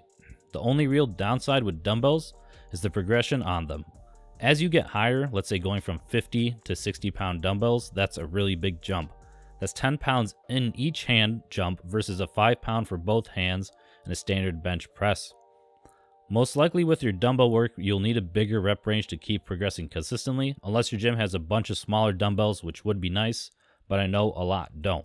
Now a different movement pattern, but I also consider a main mover, would be the dip. This is the only main mover that targets the lower pec more, but it also stimulates the chest very well. So if you want to develop your lower pec, this is a great exercise to include for your main mover. The exercise is also very easy to progressive overload. Basically work your way up the assistance stack till there's no more, and then when you can do it body weight for let's say 15 to 20 reps, start adding weight with a weight belt. You'll be surprised how heavy you can go when you have more experience on these. A great main mover for the chest. Now for the last main mover, we have the simple push-up. If you do have trouble doing push-ups, this is a great place to start, even if it's just knee push-ups. Being able to do at least 20 push-ups should be something every person lifting should do. Really any person in general if you're able-bodied. If you're not there yet, just start and work your way up week by week till you can hit 20. Once you're there, if you like it a lot, you can keep going with reps or start loading plates on your back with the help of a friend. Now, I personally don't program push-ups anymore because of the practicality of that. I don't always have a training partner to put a weight on my back, or I don't always have my weighted vest. And if I want to increase reps, I have to do so many push-ups, it basically turns into cardio at this point. But if you cannot do 20 push-ups, I would recommend this as a starting point and should be a focus. So we have all the main movers. Let's focus on to the second category, which is for upper chest. It's surprisingly uncomplicated again. First, we have the incline barbell bench press. In the incline position, you involve your shoulders a little more and your upper pec, so it is biasing these. So keep in mind though, in any incline position, you'll be doing less weight. So don't expect to slap on your normal benching weight on your incline press. The angle is different, plus you're using more upper chest, so you'll be weaker in that position. If you don't like the incline barbell bench press, we also have the incline dumbbell press. The main difference between this and the barbell is going to really be the same as the flat barbell bench press versus the dumbbell bench press. But either of these exercises are going to serve your upper chest well and stimulate your shoulders. Now, flat benching does stimulate your shoulders, like I said earlier, but since you're closer to that normal shoulder press position, the incline bench press will stimulate shoulders a little more compared to a flat. Now, if you want to focus on your calisthenics to hit your upper chest, putting your feet on something so they're elevated will put you in that same arm path as the incline bench position. So the decline push-up would be your best bet if you want a push-up variation. Now, keep in mind it's the same thing as the normal push-up, but you can't really load this one easily since it's most likely to slide off your back. So this exercise is lowest on my recommendation list. But if you cannot do them, I highly recommend working up to 20 reps like the standard push-up. You should be able to move your body, not just weights. Now for the last movement series, we have the fly. So what are the best variations of the chest fly? For a standard fly, the machine fly will do. You don't have to set up anything fancy. You just sit on the machine, sit your arm path, and then you're good. Progressive overload is really easy, and you can really get a nice stretch in your pec. The nice thing about the machine fly is the resistance curve is the same throughout the whole movement, unlike the dumbbell fly, which is actually my least favorite fly. On the machine fly, the weight is pulling from the sides, making the whole movement difficult. On a dumbbell fly, the bottom is the hardest with the most stretch, but as you get to the top of the fly, you can sit there for a long time because gravity is pushing down instead of to the sides. So the fly gets progressively easier in a dumbbell fly as you get closer to the top, instead of having a smooth resistance curve like the machine fly. Now the dumbbell fly is still a good option, but I would choose a machine fly or a cable fly over it. Now where the machine fly fails, it only works in one horizontal plane, usually if you have a standard machine at your gym. So what if you want to target your upper or lower chest on a fly? This is where you need cables. To hit your upper chest, remember, hands up and start in a low to high cable fly. So that's where your hands are down and then they move towards your face upward. I made a whole video on the seated low to high cable fly I've been doing, which I'll put up here if you want to watch. If you want to hit the lower pec, do a high to low cable fly so your hands are ending in a downward position, targeting the lower chest. Or if you just want to hit your chest normally, you can do a standard fly in the horizontal position. So the cable fly gives you a lot more options compared to the machine fly if you need them. So on your full body split, how do you program this? It's very simple. I only give you 3 categories. You have your main movers, your incline, and your fly. And you're just going to choose one of these exercises, then do 3 sets of that each day. So let's just say on day 1, you're doing an incline position. Pick one. So let's say the incline barbell bench press. You're going to pick that for 3 sets. And that's all you're doing day 1. Day 2, you can have your main mover for your chest. And let's say you pick dips. So you're going to do dips for 3 sets. So you have 6 weekly sets so far on Monday and Wednesday. And then the last day of the week, you can do a fly. So if you want to hit your upper chest, do a cable fly, low to high. If you want to hit your lower chest, do a high to low cable fly. If you just don't care, do a machine fly. So it's highly malleable, right? So all you really need is 3 sets with each of these, and you're going to stimulate your chest very well. And you can pick any of these exercises and you're going to get pretty decent gains if you're going hard with 9 weekly sets. And that's going to put your chest in multiple different positions. Like we said, it has a bunch of different fibers running a bunch of different ways. So it's good to have it in different positions. Now you'll notice I didn't include a decline bench. It's my personal opinion that flat benching and dips are enough for most people that want to develop their lower chest. Plus, most gyms don't have a nice decline bench, so I didn't want to include that as well. And if you do want to hit your lower chest really good at dips, you can do a high to low cable fly to hit your lower chest as well. So there are options without including a decline bench. Now, if you do want to emphasize the lower pecs and you want to decline bench on a day, I'd remove your incline benching day and replace with a decline benching day instead. You know, barbell or dumbbell, whatever you prefer. That way you're still getting 3 different movement patterns. You have the main mover, then decline bench, then you have the fly as well. You're still hitting the chest 3 different ways for 9 weekly sets. Now, what about all the fancy chest machines? I did not include them because not every gym has them. Guys, all my training so far has just been barbells and dumbbells with minimal machines. Most of this progress is just from free weights. You do not need anything fancy. I could argue you can even get great results with some calisthenics and then progressing to weighted calisthenics. We don't need anything fancy. The tried and true basics are enough for most people looking to put on muscle. If you're not trying to become a pro bodybuilder or anything else, right? If you just want to be healthy, put on some muscle, you'll be fine. Welcome back to the Big Boy Basics. We're finally on episode 11, the best back exercises for a full body split. These are really just the basics to get you guys started, and let's get into it. So, disclaimer, these are just general recommendations. These are not the only back exercises. There are a million different variations, but I don't need an hour-long video of back exercises, and your gym should have all of this equipment. If it doesn't, go somewhere else. So let's get into the main parts of the back. You see there's a million parts, but I've only highlighted 3. These are really the only 3 we're going to focus on and we really care about. So we have the trapezius, those are the top, your traps. You have the latissimus dorsi, your wings when you do your lat spread, the erector spinae for the back. Those are the big meaty trunks on your back. So for the lats, what are the functions? Shoulder adduction, really just the smart way of saying bringing your hands to your side. And then shoulder extension, which is bringing the arms to the front of your body. For your traps, you have scapular retraction, elevation, and depression. What's all that mean? You're just moving your traps. It allows you to move your traps in a bunch of different ways. And then you have the erector spinae, which extend the spine. So you'll find with your back exercises, there are 3 main different grip positions you can use, and each one kind of acts a little different. So pronated is like this. It's your palms away from you, and generally this is going to be your weakest position. You'll be doing pull-ups like this, and it involves more of your back and not as much bicep. Supinated, your palms towards you, is going to involve more bicep and includes your back still, so you'll generally be able to do more weight. And then you have your neutral grip, which is just like this, and for a lot of people this is their strongest position because you're getting some of your forearms, your biceps, and your back all involved in this position, like in a hammer curl. So in your exercise logbook, definitely make sure to make note of what grip position you're using. Changing grip positions definitely affects how much weight you can move. So don't do a pull-up one day, then do a chin-up the next day, then wondering why you're not as strong, because you're probably strong in your chin-up. In your logbook, just make note of what position you're using, what exercise you're using, and make note of that in your logbook, and make sure you keep track with that hand position for whatever exercise you choose. So what are the main movements we need to focus on for the back for our full body split?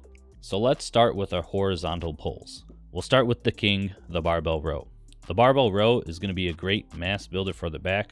You're going to be able to load a decent amount of weight since you're using both hands on it, and most people do it with a pronated grip. A little jerky motion is fine on the barbell row, but don't use a weight that you can only use with momentum. It should be a little, not the whole movement. Now, since you're using both arms in a barbell row together, and if you're worried about some arm dominance, the dumbbell row is a good exercise to use as well. Your hands more in a neutral grip position, which will be comfortable for some people. Plus, you're doing each arm individually, so it'll get its own separate stimulus. Now, with the 2 of these, if you find your lower back is sore some days and it is fatigued, a cable row or a machine row are good alternatives to use. You can row, but in an upright position, taking the tension off your lower back. I do like doing these chest supported barbell rows now, as they help lessen the fatigue on the lower back. All of these are great options. And lastly, we do have a good bodyweight option, the inverted row. To get the most out of these though, make sure to touch your chest to the bar, and that counts as a rep. It is possible to do a lot of these partials and not really get tired. In my logbook, I only count reps I can touch my chest to the bar with. Make sure to stay rigid and flat and don't let your butt sag in the movement. And these are going to be all the major movements you need for horizontal pulling, horizontal rowing. So for our vertical pulling, let's keep this really simple as well. You have the lat pull down. You can do a lat pull down with any grip you like. Just make sure you keep that grip as a separate exercise in your logger, as you'll be able to move more weight in a supinated or neutral grip versus a pronated grip, as we discussed earlier. Do a certain grip and stick with that grip for a while before you swap it out. In the beginning though, it might be good to try a couple different grips and with positions to see which one you connect with the most and you feel the most. Along with the lat pull down, we also have pull-ups or chin-ups. Pull-ups are with your hands pronated, your palms away from you. Chin-ups are with your palms towards you. You may need to start with an assistance machine if you can't get any right away. Once you get better, you can get a weight belt and slowly start adding on some plates. Now, recently I've switched to mostly dead hang pull-ups because I find myself just kind of progressively cheating if I don't do a dead hang pull-up. That's where you just go all the way down. You don't have to do this if you're good at tracking yourself, but just make sure your pull-up range doesn't keep getting shorter and then you find yourself progressing when you're not really progressing. But that's all you really need for a vertical pull. You have the lat pull downs, pull-ups, and or chin-ups. Now lastly, we want some meaty spinal erectors. And we're going to get those with some heavy lifting. My first recommendation is to do a trap bar deadlift. If you're not competing in powerlifting, the trap bar deadlift is a great option for many people. Your hands are in neutral position and the weight is to the sides of you instead of in the front, making the form simpler in my opinion. You won't see any cool lifting clips using the trap bar. It's not exciting on TikTok, but it's a great exercise to build your erectors with. If you don't like the trap bar, you can do a standard deadlift, conventional or sumo, I don't really care. I just want you moving some heavy weight that your back needs to stabilize without rounding over. But if you find you don't like deadlifting, or if you're just oddly shaped and never can get into position right, I recommend the trap bar again to try first, or you can try a block or a rack pull. A block pull is just the deadlift up a little higher on some plates so you can be in a higher starting position, which may help some people that are maybe taller and can't sink in as deep, or you got some weird hips. There is also the rack pull, which is just setting up the barbell in a squat rack right above your knees and then picking it up with very little range of motion. You can get really heavy overloading this exercise, so be careful if you lack experience picking up heavy weight, as you'll be able to do a lot more than a deadlift since the range of motion is so small. So how do we program this into a full body split? So notice 3 categories, 3 types of exercises. You have the horizontal, you have a vertical pull, and then you have just a heavy pull off the floor, or if you're doing block pull, rack pull, whatever. But for each of these, just pick one of these exercise categories to do each day. So if you're on a full body split 3 times a week, one day do a horizontal pull. So pick one. So do a barbell row, a dumbbell row, a cable row, an inverted row, whatever you choose, and then do that for 3 sets. And then on your second workout day, do a vertical pull, a lat pull down, a pull up, or a chin up. And then on the third day, do a heavy pull. It doesn't matter. Do the trap bar, a deadlift, a rack pull, maybe a block pull, whatever you prefer. Just pick one of these for each exercise day and do 3 sets. So that's going to be 9 weekly sets. Later in the video, we'll get in how to program the full body split, and you'll get a better image of how to use all the exercises together. So for some programming notes, it is my personal preference to count the deadlift as a back movement, even though it uses a lot of legs, and it really is a full body movement. I like to program it as a back exercise instead of a leg exercise. So, do you need to deadlift though? You don't have to deadlift if you just want general health and aesthetics, but it really is a great movement, and I think most people would benefit from some heavy pulling off the floor. You don't have to go all powerlifting crazy. I think a trap bar really would benefit the general population. Now, if you don't want a deadlift, consider another lat movement, maybe a more angular pull. So you have the horizontal, you have the vertical, then maybe one like this type of angle right here. So you're pulling like this for the in-between. That might be another good movement. But if you are going to deadlift, you may notice then you're really only getting, if you're doing 3 sets of each, you're only going to get 6 sets for your lats, and for your pulling movements, that's not a deadlift. So if you want more volume on your horizontal and vertical pulls, you maybe consider moving those up to 4 sets for each exercise instead of 3. So you could have 4 sets of a horizontal pull, 4 sets of a vertical, and then you can stick with 3 sets for a deadlift. Hey y'all, welcome to episode 12, hopefully that's right on screen, of the Big Boy Basics. Today we're going over legs, the best leg exercises, how do you get some big, juicy tree trunk thighs. Disclaimer as usual, general recommendations, you know what's best for you in your own training. I trust that you can make your own decisions over time. These are not the only leg exercises, there are a million variations, And if you skip legs, you're a bum. So train your legs. Tired of chicken legs. So, lazy anatomy of the legs. There's a bunch of different little muscles. Here are the main ones we care about. Let's start with the glutes, your butt, the cake. You got your calves, the muscle no one ever trains in the yellow. You got your hammies. You got your hip abductors. Ab means outwards. And then inner thighs, hip adductors. Imagine adding to the middle line. That's how I remember it. Adductors adding to the middle line. Abductors outwards. And then you have your thighs, the quads. All these make up your legs for a bunch of different little movements. So major functions of the leg. Let's look at the quads first. We have knee extension, which is really just straightening your leg. You're just straightening out your knee. For the hammies, you have your knee flexion and hip extension. So two different things it works on. So it has the knee flexion, which is basically just curling your leg. And then hip extension is just really hip thrust. You're just thrusting your hip. And then the calves work on plantar flexion, which is really just a fancy way of saying pointing your foot downwards. Okay, we don't need to complicate any of these types of movements with our legs. So you got basic anatomy, basic functions. Let's jump into the exercises. Now for this full body leg exercise guide, I'm focusing on 3 different types of exercises. So first, let's focus on the quads, what's going to give you a great stimulus. So we have the main mover for the quads. And of course, number 1 is going to be the barbell squat. The barbell squat is the staple that can stay in your program basically forever. It's a great stimulus to the quads and glutes, and is very easy to progressive overload with without any fancy techniques for a very long time. Now the squat will take some time to learn as you find out how you like to place your feet. Do you like low bar or high bar? What depth can you reach comfortably without lower back pain if you get any? These are things that will take time in your learning on how you connect with the squat. So take your time learning, experiment, and see what you enjoy. Now, if you don't necessarily want to squat, I'd say the best substitute for a squat is the hack squat. Unfortunately, my gym I typically go to does not have a hack squat machine. They are bums for not having that. But this keeps you locked in the machine, you have back support, and you could push very hard without that much of an injury. So if you're worried about learning the barbell squat, if you're worried about injury, the hack squat's a great alternative.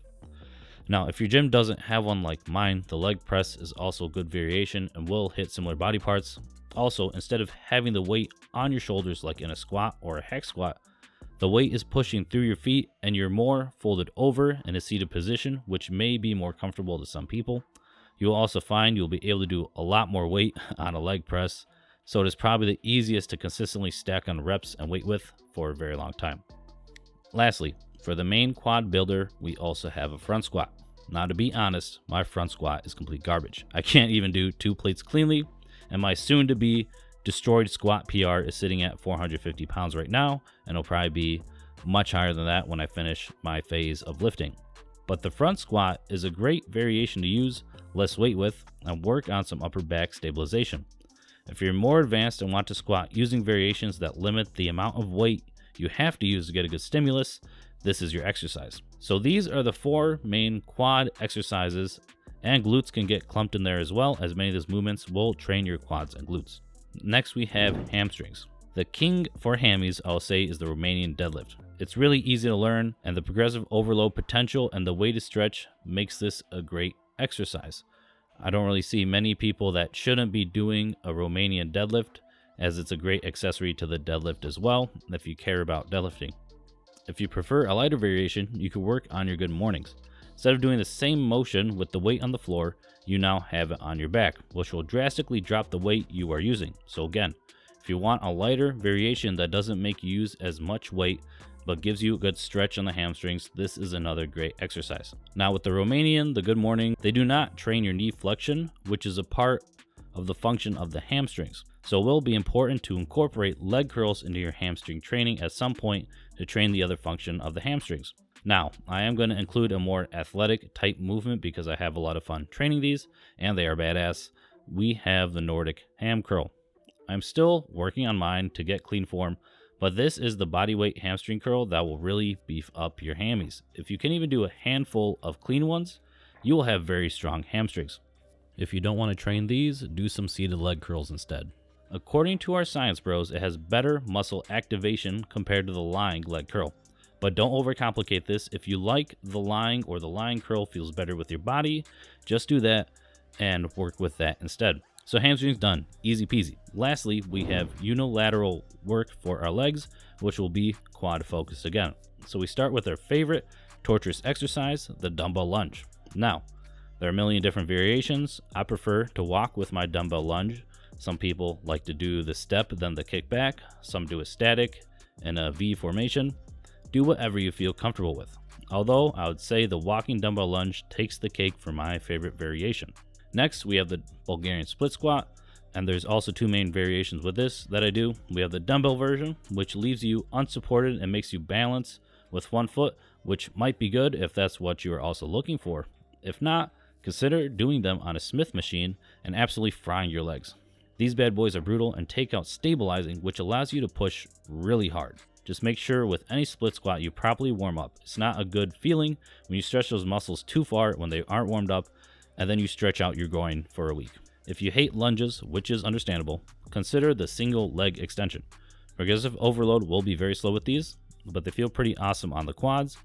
And as I like to do, I like to squeeze at the top for a second for each rep to make sure I'm just not jerking the weight up. All right, so we have all the exercises. So how do we program these on our full body split? So you see I have three categories. We have the quads, the hamstrings, and the single leg variation. So one day you're gonna pick your quad exercise. Do the barbell squat, front squat, leg press, hack squat, whatever you got at your gym, whatever you prefer. And then the next day, you're gonna do your hamstring variation. The Romanian deadlift, a leg curl machine, the good mornings, the Nordic curls, whatever variation you prefer. And then on the other day, you're gonna program some unilateral leg work so you can get some individual work for your legs. So that could be the dumbbell lunges we discussed, the Bulgarian split squat, or the single leg extension to keep them going. For programming notes, if you do deadlift weekly, you might also find doing Romanian deadlifts might be a little too much for you. I don't think this will be the case for most people, but some might find it too much since they are similar movements. Consider doing the good morning instead if you find you're being fried after having both of these in the week, or do the hamstring curls instead, because those will be much lighter variations. As we said before, the Romanian deadlifts and hamstring curls are also two different movement patterns, so consider switching between them from time to time so you get activation for both of those. I do love the squat, but you can get great results without squatting, as it saddens me to say, and you can do the leg press or hack squat machine. Also, you may notice you're only directly training hamstrings once a week, so if you really care about them, consider some more volume. But in the previous video, we do program deadlift with back, so you will get that extra hamstring work, as the deadlift will train some of your hamstrings. So consider that maybe down the line when you're a little farther into your career and you can decide if you want more hamstring work or not. Now you may notice, where are the calves? Honestly, in my opinion, calf training is not very complicated. Most of us are just too lazy to do it consistently. So if you care about your calves, just superset calf raises in between other exercises. It's not complicated. You can get in 9, 12 weekly sets, just supersetting in between something else towards the end of your workout without that much extra work, okay? So don't overcomplicate calves. Just train them consistently and they will grow like any other muscle. Maybe your insertions do suck. Sorry, bro, just live with it. Also, why no direct glute training? If you're squatting, doing hamstring specific exercise, and deadlifting, you are going to have fine glute growth. They will grow indirectly with all these, especially with the hamstring exercise like a Romanian deadlift. You're going to hit your glutes hard. It's activated on the squat. It's going to be activated on deadlift, okay? So most of us will have pretty decent glutes if you're not skipping your leg training, okay? That's the main point. Do not skip the leg training. Now, if you really do want that booty cake-alicious juicy butt, right? Consider adding in hip thrusts somewhere in your workout. Maybe consider swapping out some other exercises on this full body workout and adding in hip thrusts instead, and like maybe a kickback of some sort if that's really one of your priorities, okay? You can also superset the good girl, bad girl machine, the hip adductor machine if you really care about that as well.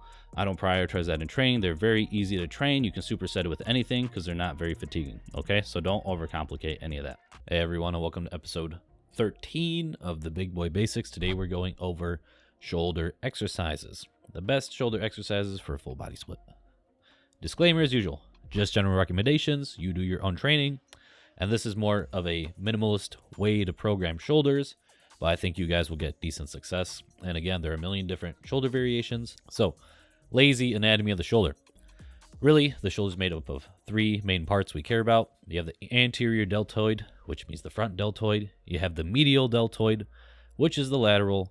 And then you have the posterior deltoid, which is the rear part of the shoulder. So there are three parts of the shoulder that we care about. Now, the shoulder functions in three main different ways. So basically, the anterior deltoid helps with shoulder flexion, which really means raising your arm.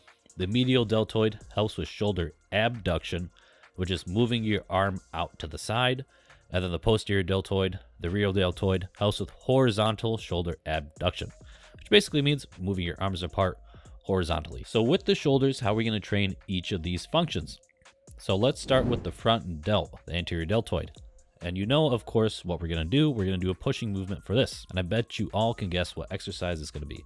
Yes, the barbell overhead press. Squeeze your glutes, squeeze your abs, and then press overhead and don't hit your face. This is going to be the easiest shoulder exercise to progressive overload with when you're using those small micro plates your gym has on the barbell, which is why it's number one for me. You can do it seated, standing, I don't really care. Just make sure you keep track of whatever variation you are doing in your logbook. Now, if you find the barbell uncomfortable, you can do a dumbbell overhead press instead. I usually do these seated. Now, the dumbbell could be more comfortable on your wrists and shoulders since your shoulders will move more independently from one another, not really locking them in place together. So try this exercise out if the barbell bothers you. The only downside is progressive overload will be more difficult since you can't make smaller jumps in weight using the dumbbells. So you may need larger rep ranges to keep progressing smoothly. If you want a different variation, try the Arnold press. To be honest though, guys, I don't do these too much anymore, but if you want some more side delt activation in your pressing, the rotation of the Arnold press will hit that. You're bringing the weight in the front of your face, then rotating it upwards. Start light, get the form down before fully diving in on the Arnold press. Lastly, if you do want a calisthenic option, consider the wall-assisted handstand push-ups. This B-roll is going to be pathetic because I haven't practiced these in a long time. If you can't do these safely without smashing your face in the ground, maybe consider building up some shoulder strength first with weights. But when you can, just start out with the standard wall-assisted handstand push-up. Then as you progress farther, you can make it more difficult by adding a deficit using dumbbells to prop yourself up or some stands you might have at your gym. And that's all that you need for the front. Remember, in this program, you're also benching and incline benching, so your front delts are used 3 times a week, which is why you only have one shoulder pressing movement. Plus, rumor has it most lifters have overdeveloped front delts, so some love should be given to other parts of the heads on your shoulder. So for the side, the easiest exercise to overload is the upright row. Now, Internet Fitness has you scared into saying these things are dangerous, but find out for yourself and start light. I never had an issue doing them, but I generally stop with my elbows at shoulder height. Try moving the weight up without momentum, and you can always squeeze out a few chi reps at the end of your last set if you want some extra gains. Next is the dumbbell lateral raise. Start light, avoid cheating from your working sets, and you will generally need high rep ranges to progress in weight. Now you can do these out to the side. Some people like it more in a Y formation. You figure out where you feel it more in your shoulder and then stick with that variation for a while. The only thing the dumbbell doesn't offer is tension at the bottom, which is where the cable lateral raise comes in. You can do these leaning over like this, or you can do it in front of you or behind you. It doesn't matter, just focus on hitting the side delt. Personally, I prefer the cable over the dumbbell, but do what works for you. See guys, side delt training is very easy. Lastly, the rear delt. The easiest way to not cheat and progress on your rear delts is going to be the rear delt machine fly. The weight stack makes it easy to progress and you're locked in, making cheating minimal like you can easily do on a cable face pull. Now, the cable face pull is not a bad option, and it is recommended, but be careful of heave-hoing the weight when you're trying to hit your rear delt. A new recent favorite of mine is cable pull-aparts instead. Similar motion to the rear delt machine, but you can get that extra range of motion since your hands can cross each other in the front using a dual cable setup, and there's still tension when you're in that front part. This hits my rear delts hard, and it's been my recent staple. Last but not least, we have the rear delt dumbbell fly. These are not my favorite exercise, but you can still hit your rear delts with minimal equipment. You can do them bending over, or as I prefer, with my chest on the bench, which helps me prevent from rocking the weight up during my working sets. Now, how are we going to program all these exercises? So we have the 3 different heads, the front, the side, and the rear. So you're going to do 3 sets of each 3 times a week. So what I mean, for your front delt, you're going to pick one of these exercises for 3 sets a week. So pick the barbell overhead press. Let's say you want to work on some assisted handstand push-ups. You're going to pick one of these and then just do 3 sets of that one day a week. For your side, you're going to do one of those for 3 sets a week. So pick an upright row, the dumbbell lateral raise, or the cable lateral raise. And then for the rear, You're going to do the rear delt machine fly, the dumbbell fly, cable pull aparts, cable face pull, whatever. You're going to pick one of those and then do that for 3 sets a week as well. So your shoulders are getting hit for 9 total sets, but each one is getting 3 sets a week each for each head. So programming notes, you can smash your rear and side delts. I still recommend starting with 3 sets only. I mean, you can work your way up to 5 or 6, but start slow and then just milk those gains for as long as you can and then add one more set when those gains run out. I feel like you guys can still progress for a long time with only 3 weekly sets. If you do feel like you need more, then add 4, and then, maybe a year later, add 5, then another year, add 6, whatever you got to do. So understand if you want to save time in the gym as well, rear and side delt exercises are very easy to superset with other exercises. So you can really superset these and save time in the gym. They don't need their own specific slot, although that's how I traditionally train. I don't do too many supersets, but if you like that and like saving time, do that. Now you may notice I don't include front raises in this program. It's not really a bad exercise. It's just often redundant because you're already pressing. Like your front delts are going to get hit with your bench press. You're going to get hit with an incline press. So there's really no need to do a front raise. It's just kind of redundant. As I said earlier in the video, most people who work out have overdeveloped front delts anyways. So I really don't think it needs that much extra volume. Hey y'all, welcome to episode 14 of the Big Boy Basics. Today we're doing tricep exercises. How do I like to program these in a full body split? Our usual disclaimer, just general recommendations. There are millions of tricep variations. Maybe not actually, but So these are just gonna be some basics just to get you started. Do which ones you feel best in your tricep. So lazy anatomy of the tricep. You have the long head. This one connects to the shoulder and down. It's on the inside of your tricep. You have the lateral head, which is the outside. It makes part of that horseshoe look on the tricep. And then you have the medial head, the tiniest portion of the tricep. Hey y'all, it's John from the future. I guess the past by the time you're watching this. But I'm best on my easy functions of the triceps. I know, complete idiot. So all heads help with elbow extension, which means straightening out the arm. And then the long head, those are the one that connects to the shoulder, helps with shoulder extension, which means helping move your arms behind you. Okay? Goodbye. So on our full body split, we're going to program 3 different types of tricep exercises. There's going to be one where the triceps are in front of you. There's going to be a push. Then there's going to be one overhead. So let's first start with the tricep extensions that are going to be in front of the body. And we're going to keep this really simple. A cable tricep extension is choice number 1. Ooh, I bet you've never done these before either. Now you can use whatever bar you like. Just keep track of these bars separately. I really enjoy the rope tricep push down where I flare my wrists downwards to get that little extra bit of tricep juice out each rep. People also enjoy using a straight bar or an easy bar attachment. However you like it, you do it. Just keep those elbows to your side so you're not pulling down using your back. You can also use the machine variation, but I've never personally enjoyed them. But if your gym has a nice one, consider that if you want to put that in your program. Bam, dude, easy peasy. Only 2 exercises for the in-front tricep extension. Next, we have a push variation. The triceps help a lot with all pushing movements, so let's do a push that targets the triceps. The first is going to be a close grip bench press. Put your hands shoulder width apart and then grab the bar. I like to imagine my triceps squeezing against my lats during these movements so I don't flare out the elbows so I can keep the stress on my tricep. If your close grip bench bothers you, you can also do them with dumbbells where your hands are in a neutral position and then they work independently from each other. Both hits your triceps, pumping them if you do it right. You can also do a dip with this variation. To hit the triceps more, make sure to squeeze those triceps against your lats to keep the stress on the triceps. And this will be easy to overload too with the weight belt as well if you decide to do the dips. If you want another calisthenic movement, consider tricep push-ups. Again, squeeze those triceps against your lats and hit them good. You can start to prop yourself up on some dumbbells to get a deeper stretch once you get good at them. If you really enjoy it, start adding some weight on your back over time. Now the triceps also help your arms overhead, so we should train in that position too. Don't overcomplicate this, do an overhead cable tricep extension. Whatever grip you prefer and feel it most, just do that. I generally use the ropes again in this position. If you want the barbell variation, do skull crushers. Some people take skull crushers literally and do it like this with the barbell almost smacking your skull. Some like the stretch when you do it farther back overhead. Do whatever feels best for you and your joints and how you feel it most in your triceps. I generally do it in the stretched out position more than directly overhead, but I wouldn't say there's a right or wrong variation.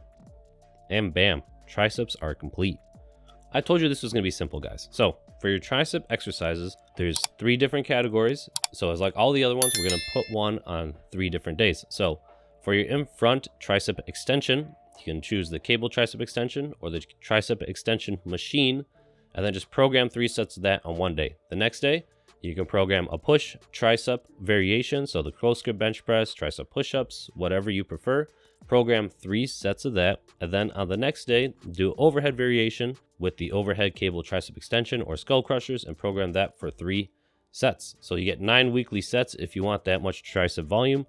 Plus, they're assisting with all your bench movements. So if you feel like that's too much, you can take out one of these exercises if you want. So if you feel like that's too much, you can bump down to 2 sets each, and then you still get 6 weekly sets of triceps and all your push movements on your bench. Now, for the accessories, make note of the different handles, the grips you're using. Each one will have a different feel. I consider these different exercises, even though the movement pattern is the same. So in my logbook, I have a different category for a tricep push down with an easy bar versus the tricep push down with the rope versus the tricep push down with the rope when I'm flaring my wrist downwards, right? Those are all very similar, but I am going to use different amounts of weight with each of those because they are all slightly different. Like with the bars, a little more stable, and your wrists are like this, right? So consider them different exercises. As I said earlier, you can start out with 2 sets of each type of the weekly exercises. So you can milk that for as long as you can before jumping to 3 sets for each exercise. Jumping to 3 sets would be 9 weekly sets, so that's a 50% increase. So you can start with 2, milk those, then jump to 3 later down in your training. Newbie gains really are a magical thing, so don't run up your volume when it's really not needed. Hey y'all, welcome to episode 15 of the Big Boy Basics. Now we are on to bicep exercises. Very exciting. So again, these are just general recommendations. There are a million bicep exercises. You don't need a million variations though to train biceps. These are to simplify your training, get you started on a full body split, and you can even use this in other training. We don't need to complicate bicep training. The basics will get you very far. So lazy anatomy of the bicep. The bicep has 2 heads. Bicep, see, 2, makes sense. So you have the long head, which is on the outer portion of the arm, and the short head, which is on the inner. You also have the brachialis that is under the bicep that helps with your elbow flexion. So what do the biceps do? Elbow flexion, which is just bending the arm, don't complicate it. Forearm supination, which is just turning your palm up, don't need to complicate this either. And then shoulder flexion, which is helping raise your arm upwards. See, very simple. No need for complicated anatomy charts. So in the sake of simplicity, how do we train biceps to effectively grow them? So with the biceps, we're going to hit them in 3 different ways as usual. So first is the barbell variations. We're going to use a variation that uses both of your arms together. So of course we start with the king, the barbell curl. For these, use a standard barbell or easy bar, whatever you prefer. And just remember, your sets only count if you are curling in the squat rack of all times. If you prefer a cable variation, feel free to do that too with whatever attachment you enjoy. Both the barbell curl and the cable curl are going to be easy to add reps and weight with over time.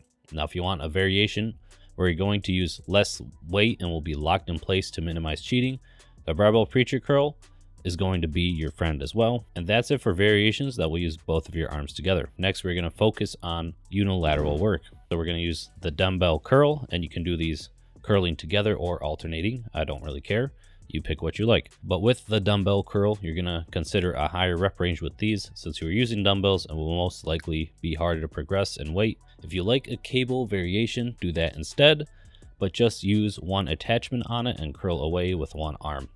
Now, if you want to hit the forearms a little with your curls, the dumbbell hammer curl is going to be a great exercise to hit your biceps along with more of your forearms and the brachialis. It's the muscles we mentioned under the bicep. Lastly, you can also do a dumbbell preacher curl if you want, but just keep in mind I'd only do 1 preacher curl variation per week, so doing a barbell preacher curl and a dumbbell preacher curl is just overkill. Now let's hit the bicep in a stretched and more vulnerable position. So that means putting our arm behind our body. The most popular exercise to do this is the seated incline dumbbell curl. The seat doesn't have to be terribly far back, just a position where your bicep can hang behind your body and you can curl. If you prefer the cable variation, you can do a Bayesian cable curl, if I'm even saying that right, where you lean forward and let your arms stretch behind your body.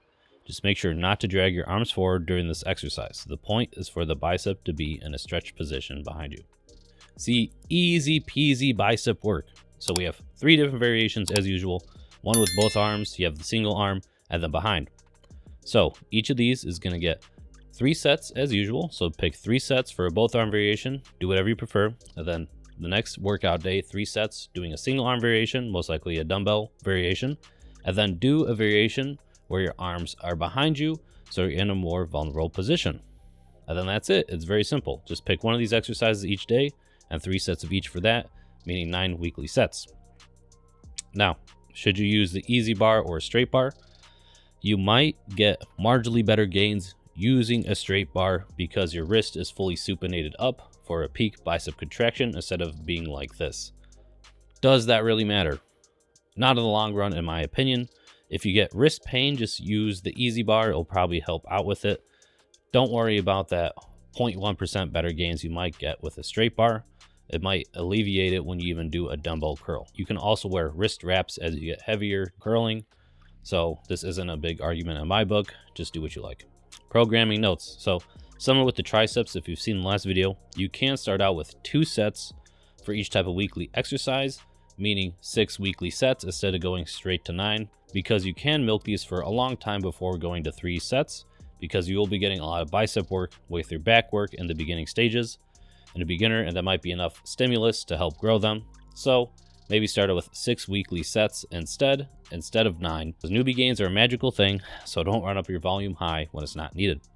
And then just keep in mind, with dumbbells, you will probably need a larger rep range. Depending on what type of dumbbells you have at your gym, you're going to make 5-pound jumps in one hand, maybe even 10-pound jumps, which is going to be very difficult to progress with if you're keeping the rep ranges the same. So you probably need a bigger rep range. Hey y'all, welcome to Big Boy Basics episode 16. I guess we'll do a 1-6. Today we're going over ab exercises. Take 2 because I forgot to press record audio on my computer. So here we go again. So disclaimer, just general recommendations as usual. There are many different ab exercises, but we're going to train our abs like every other body part, which means simple progressive overload schemes, unlike what you see on YouTube with 30-minute ab workouts. That's not what we're doing. So lazy ab anatomy. You have the transverse abdominis, which is the deepest part of your abs, and then the internal obliques sit on top of that. So these are 2 layers, but you don't really see them. What we see is the rectus abdominis, which is the 6-pack, maybe an 8-pack if you're a genetic freak, and then you have the external obliques as well. These are the ones we care about. So what do these parts of the abs do? We have the rectus abdominis, which helps with lumbar flexion, which means crunching. Any crunching movement is going to use your rectus abdominis, the 6-pack. And then the external obliques help with spinal rotation, which means a twisting motion. So twisting and crunching are the main functions of the abs and how we're going to develop them. They stabilize the body a lot, but these are the movement patterns we're going to focus on to develop them. So what are the exercises that are actually going to grow your abs? A crunch? Who would have thought? Now, you can progressive overload a basic crunch for a long time, just using weights and dumbbells, holding on to them. You don't have to do 100 reps. Just train it like any other muscle. The standard crunch is still a great exercise in my book, but there are many variations that make it easier to progressive overload on this. But I would just choose one and keep it consistent. For example, if you have a crunch machine, it's a great alternative since you have the weight stack instead of the dumbbells, which you'll need to hold on to, or a weighted plate. One I've really been enjoying again is the cable crunch as well. But I'm really focusing on rounding my back with the cable crunch instead of just using my body to bring the weight down. I find the attachment that puts my hand in a neutral position is the most comfortable. Now, if you also have a decline bench at your gym, this is also a great way to hit your abs in a crunching motion, but to also have your feet locked in. Now we have our crunch moving from top to bottom. Now we need a bottom up crunch. So this includes a leg raise. If you're just starting out in the gym, maybe just start out with the lying leg raise. But as you get into higher reps, let's say about 20, you'll want to move on to something else, which is where the captain's chair comes in. Gives you back support, and you could do knee raises or leg raises. But with the raises, try to focus on curling the bottom part of your abs instead of just raising up your legs, and you'll better target your abs. When these get too easy, move on to a harder variation, which is the hanging leg raise. You can start with your knee. Try to focus on locking yourself into position while holding on the bar so your body isn't swaying, which will take a lot of core strength already. Then focus on curling your legs upwards for the knee raises. If you need it harder, do the leg raises after, And then if you need it even harder, work on your toe to bar raises. And then if you even make it there for, let's say, 20 reps, you can start doing and placing dumbbells in between your feet and doing reps that way. You will do this variation for a long time, so I wouldn't really worry about any other variations till like 10 years down, okay? So we did a top-down motion, a bottom-up motion. Now we need a twist. So first, let's do some cable chops. Make sure you really lock in your hands in front of you, and you're using your core to twist the weight over. You're not trying to pull it over with your arms. Really lock in your arms and use your abs to twist.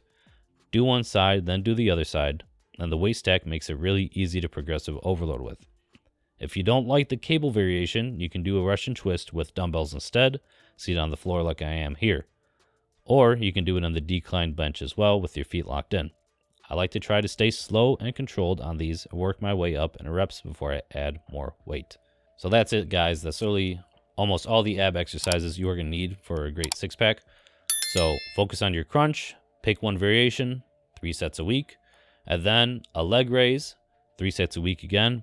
Pick which one you are comfortable doing. You can use that progression as I outlined in the video if you want.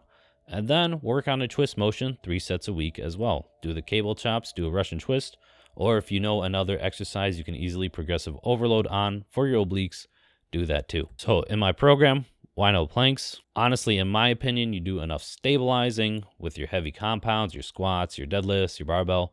I think it's just kind of redundant at that point. But if you want, feel free to include them at the end of your workout sessions if that's something you enjoy training.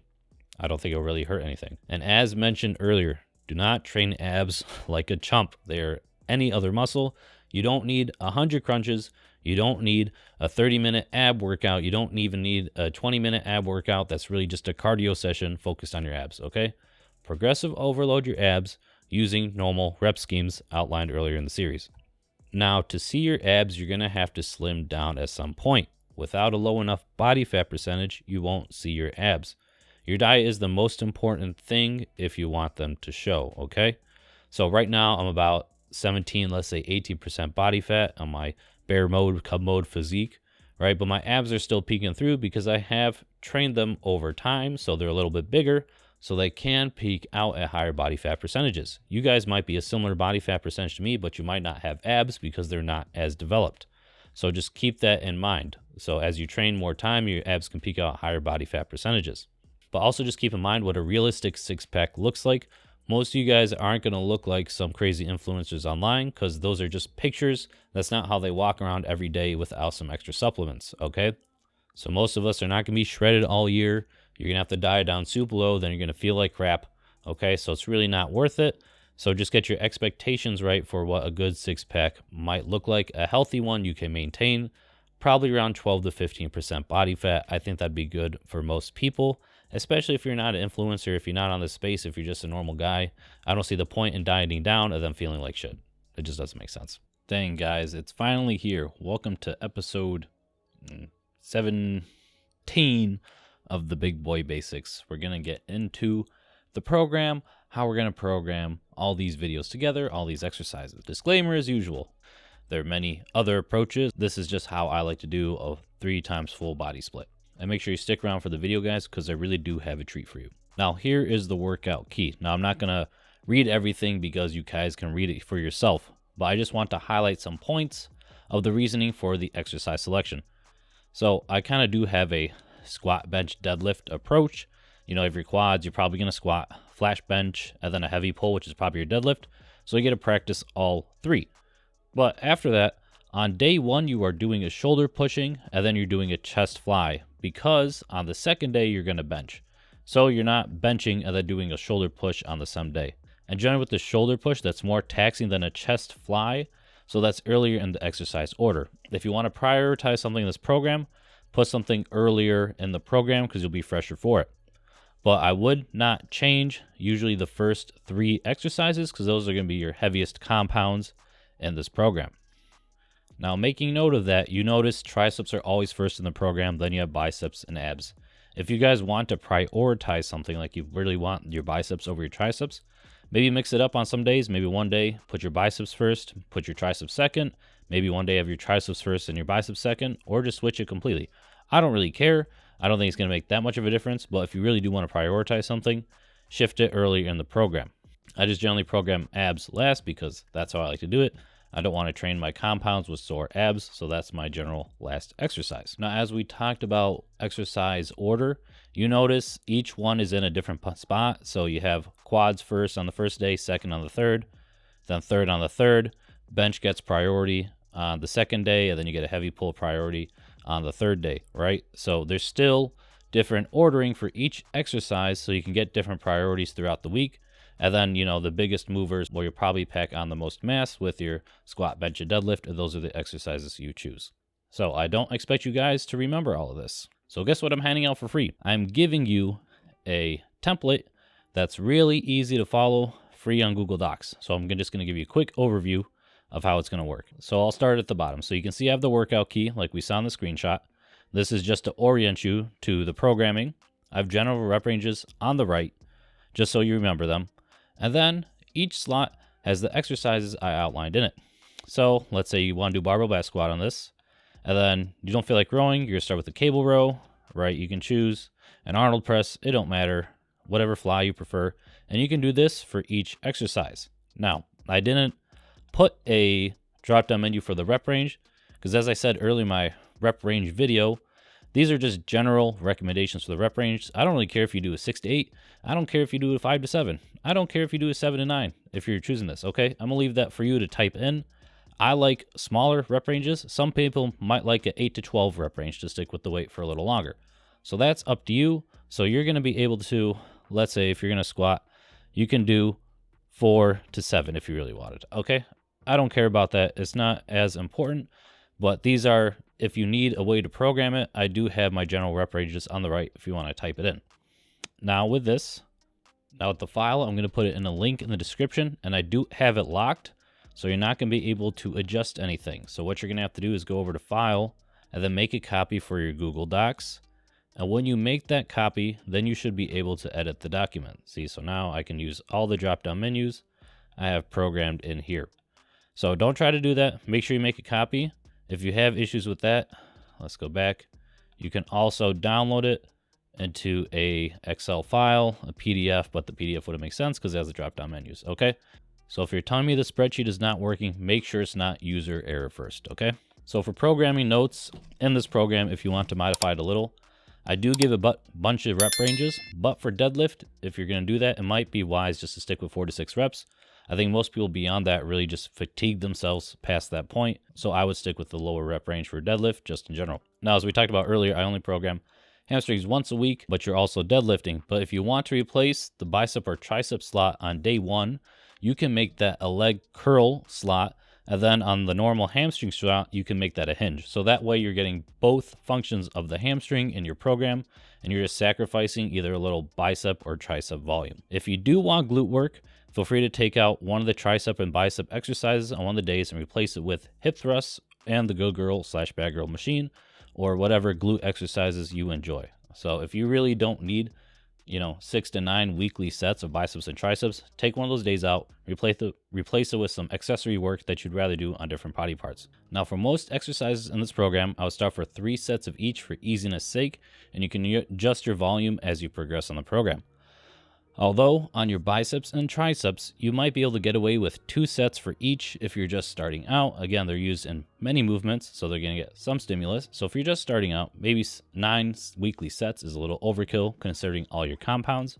So if you want to start on the lower end and slowly milk those gains instead, 6 weekly sets or 2 sets per exercise might be worth it in the beginning. In your beginning stages, you really might not think that's a lot, but I'm still growing at 10 weekly sets for biceps and triceps, and I'm quite far into this game, so I really think you can start lower and slowly milk that.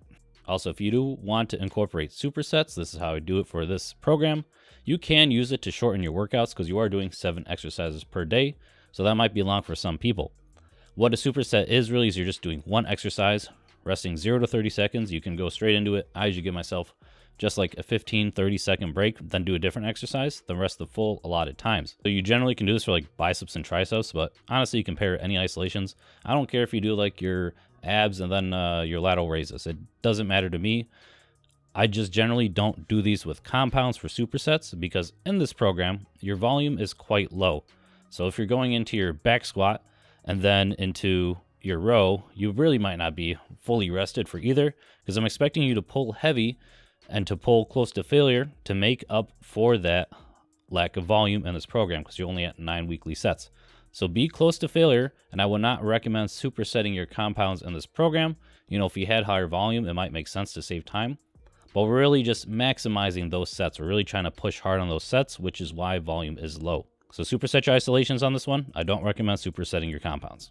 Now, this is really something I should have touched upon earlier in the Big Boy Basics, and I was super surprised I completely forgot to mention it. But all your workouts must be kept track of.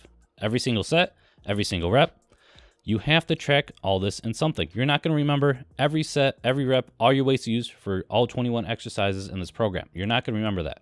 You're not that smart, okay? Log it in a book, log it in an app, just keep something consistent. I've been using FitNotes for years. I see Heavy Workout Logger on the App Store as well. I don't care what you use. Just use something, be consistent, because then you know if you need to get that extra rep, where you were at. So there's no guessing ever, and it makes it a lot more fun to see your progress. There's no guessing if you're making progress, if you're getting extra reps or extra weight on the bar, right? So keeping track makes this a lot easier process, and I guarantee you will get better gains if you keep track. And I don't guarantee things that often. Now for a more complicated question. How often are we changing exercises or rep ranges? And this is really a it depends kind of question. Is there a certain exercise you notice is bothering you? You know, swap that one out. That would make sense. Do you need to experiment and see what exercises you like? Are you a complete noob and you've barely tried any exercises? Maybe this is something you need to experiment with and then see what exercises you like. And how long have you been working for? Have you milked tricep extensions for 5 years and never tried a different tricep extension? Maybe it's finally time. And then also, what exercise is it, right? On a bench press, you can probably keep bench pressing the rest of your life. But a shoulder lateral raise, what are you going to max out at like 40 pounds and you can't do anything else, right? So maybe that's one to swap out at some point. So completely blanket recommendations, and this does not apply to everyone. This is just a fat blanket statement that might be wrong for a lot of people, but just for a recommendation for you guys. You can keep an exercise, I'd say, for at least 2 to 3 months to figure out if you like it and how to do it. So give yourself that time frame to try out an exercise, see how you progress. Are you connecting with it? If not, maybe try a different exercise in the program. And if you've been using an exercise for a long time and you can't add another rep after a couple workouts, maybe change the rep range or the exercise. And I am assuming your sleep, nutrition, and stress management is on point. If these aren't on point, that's probably the reason you're not progressing compared to the actual exercise or the rep range in your beginning stages. As you get more advanced, you might need to switch out exercises more often. But in the beginning, you can milk the same exercise for a long time because you really should just be skyrocketing on those newbie gains. So if you're really struggling progressing, I would check your sleep, your nutrition, and your stress management, and then your mindset in the gym as well. Are you really wanting that extra rep, or are you just calling it shorts and quitting when you know you could if you just gave it a little more effort? And then deloads. This was a controversial topic a couple months ago, whatever it was. So me personally, I generally deload every 2 to 3 months, depending how my joints feel. I don't exercise at all during this period. Some people like knock down their weights by 50%, keep their volume. Some people knock down their volume. I just don't do nothing, and I foam roll and stretch for a week. It's just a mental break. You know, you're not going to rot away not going to the gym for a week. It doesn't disappear that fast if you're natty, right? So caveats to this, if you miss exercise days and then have to take like a week off for life happenings, that counts as your deload, right? You're not in the gym, you're not exercising, your body's resting, hopefully. So I'd count that as the deload. Now with deloads, some people don't find them necessary, but I also use it as a mental break. It's part of my training plan when I see fit. I don't see a reason not to deload, honestly. People say, you know, if you deloaded every 3 months, what is that, 4 weeks off in the year? Boo-hoo, guys, whatever. If this is a lifetime habit, I don't really care about missing even a year of gains, okay? After your 5-year mark, it's kind of slow, so whatever. You're gonna be elite bodybuilder. I'm not. I just like working out. So, all right. I'm not gonna cry about it. I'm not trying to be a professional bodybuilder or professional powerlifter, okay? So just keep your goals in your mind. You know, if you need that mental break with a deload, take that mental break. If your joints are feeling achy, take that deload, okay? Don't overcomplicate this thought. But remember, being consistent is super important, so make sure it's that balance. Make sure you're not deloading every 3 weeks and really you're just being lazy, okay? If you feel you need it, take it. Hey y'all, welcome to episode 18 of the Big Boy Basics. Today we're going through the full body workout, day 1, workout A.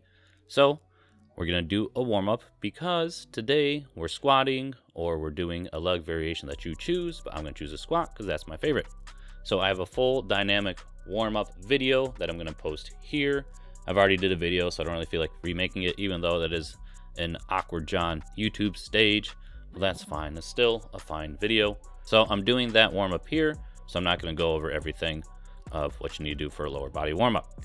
Now, generally when I warm up with the barbell, I don't have a specific scheme. I kind of use the barbell, focus on pushing super quick with that, add on a plate, do that, warm up with like reps at 10, then add on a plate, depending what my reps are. Today I'm doing 4 to 6 for my working sets, so I'm probably going to do like 225 for 8, and then put on another plate, 315 for let's say 6, and I'm not using my belt or knee sleeves, just so I can get some good bracing. And then when I get to my working set, I'm actually going to put on my belt and knee sleeves. Now with these, I'm doing reps of 4 to 6 as I said, and the RPE is going to be generally lighter because I'm a barbell squat. So it's a 7 to 8 for a barbell squat is what I was shooting for today, because I already squatted earlier in the week, but I wanted to film this full body workout and show you guys what my full effort sets actually look like, how I actually train. Earlier in the Big Boy Basics, you saw a lot of training clips, but I wouldn't say most of those were actually how I trained. You know, they're just filming B-roll for the exercises, okay? I wasn't going to do 15 exercises for chest in a day, all max effort. That would have just torn me up. So any clip you see in this video is how my intensity actually is when I train, so that will be a good gauge. So again, in the full body workout, if you didn't want a barbell squat, you have 4 options. You have the barbell squat, you have a hack squat, you have a leg press, and you have a front squat. Good enough variation, but it's not going to overcomplicate training where you're wondering what to do. So after you squat, move into the machine roll. Same thing, I'm warming up. I got some light weight, pushing my chest against the pad, get those lats firing. I have another warm-up set with a little heavier weight, just going for high reps like 10 to 15, and then I have my actual working set. So with these, I'm shooting for 8 to 10. The first one I actually got a lot more reps than I anticipated because I've been barbell rowing a lot, and then that strength transferred to the machine row. So after the first set, I figured I'd go for 12 reps, and then I bumped up the weight some more so I could fail within that 8 to 10 rep range. Yes, I'm failing on the machine row. It is a compound, but the chance of injury on this is so low, so you really can just push it to failure. So I was at RPE 9 or 10 every set for this. If you didn't want a machine row in the program, you could barbell row, dumbbell row, cable row, do your inverted row. Really, you could row. Today was a rowing day for workout 1, so you choose what you wanted. Now on this last set of the barbell row, I wanted to point out the intensity I had, right? I was getting real grindy for some of those reps. That last one looked like it could have been failure, but I still went for one more. I had like a second pause in the middle, but I kept going. So next is the dumbbell overhead press. So this would have been a shoulder pressing slot. I already barbell overhead press in the week, so I'm not going to do it again. So I have barbell over press you can do the dumbbell like I'm doing. I'm doing seated. You can do standing, as I said. I don't care. You could do the Arnold press or wall assisted handstand push-ups. So that first clip was a warm-up. This is also a warm-up with the 55s, gauging how I was feeling. And then I tried a first set with the 55s, but as I said, I've been working on my dumbbell overhead press too, so it was a lot easier than I anticipated. I got above 8 to 10 reps, so I figured it's time for the 60s. So with the 60s, you can tell the movement was a lot slower, but it's going good, you know. So with these, I'm also going to train close to failure, RP 9 or 10, mainly because I'm braced against the seat. On my dumbbell overhead press, I usually stop around RPE 9. I don't really care going to failure. I don't know why. My body finds them super fatiguing, failing on an overhead press.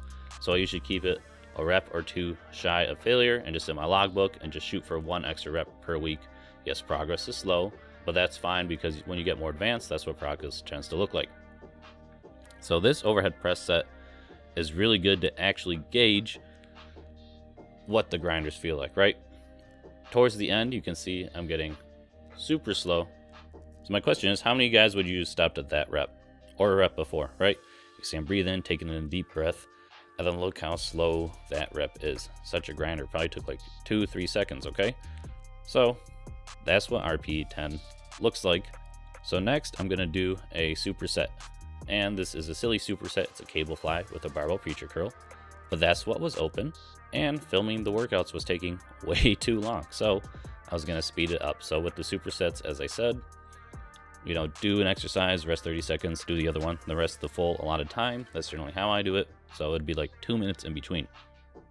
So with the cable fly, I did do a warm-up set. I didn't want to drag a barbell over to the barbell preacher curl just to take it back. So I'm just warming up with a barbell curl. It'll transfer over enough. Then in my first working set with the cable fly, I'm shooting for 12 to 15 reps in this one. Now you can do the cable fly, which is my favorite. You can do a machine fly, or you can do a dumbbell fly in the program. So your choice, you pick what you want. Generally higher reps will be better for this one. Sometimes I like heavier, like 8 to 10.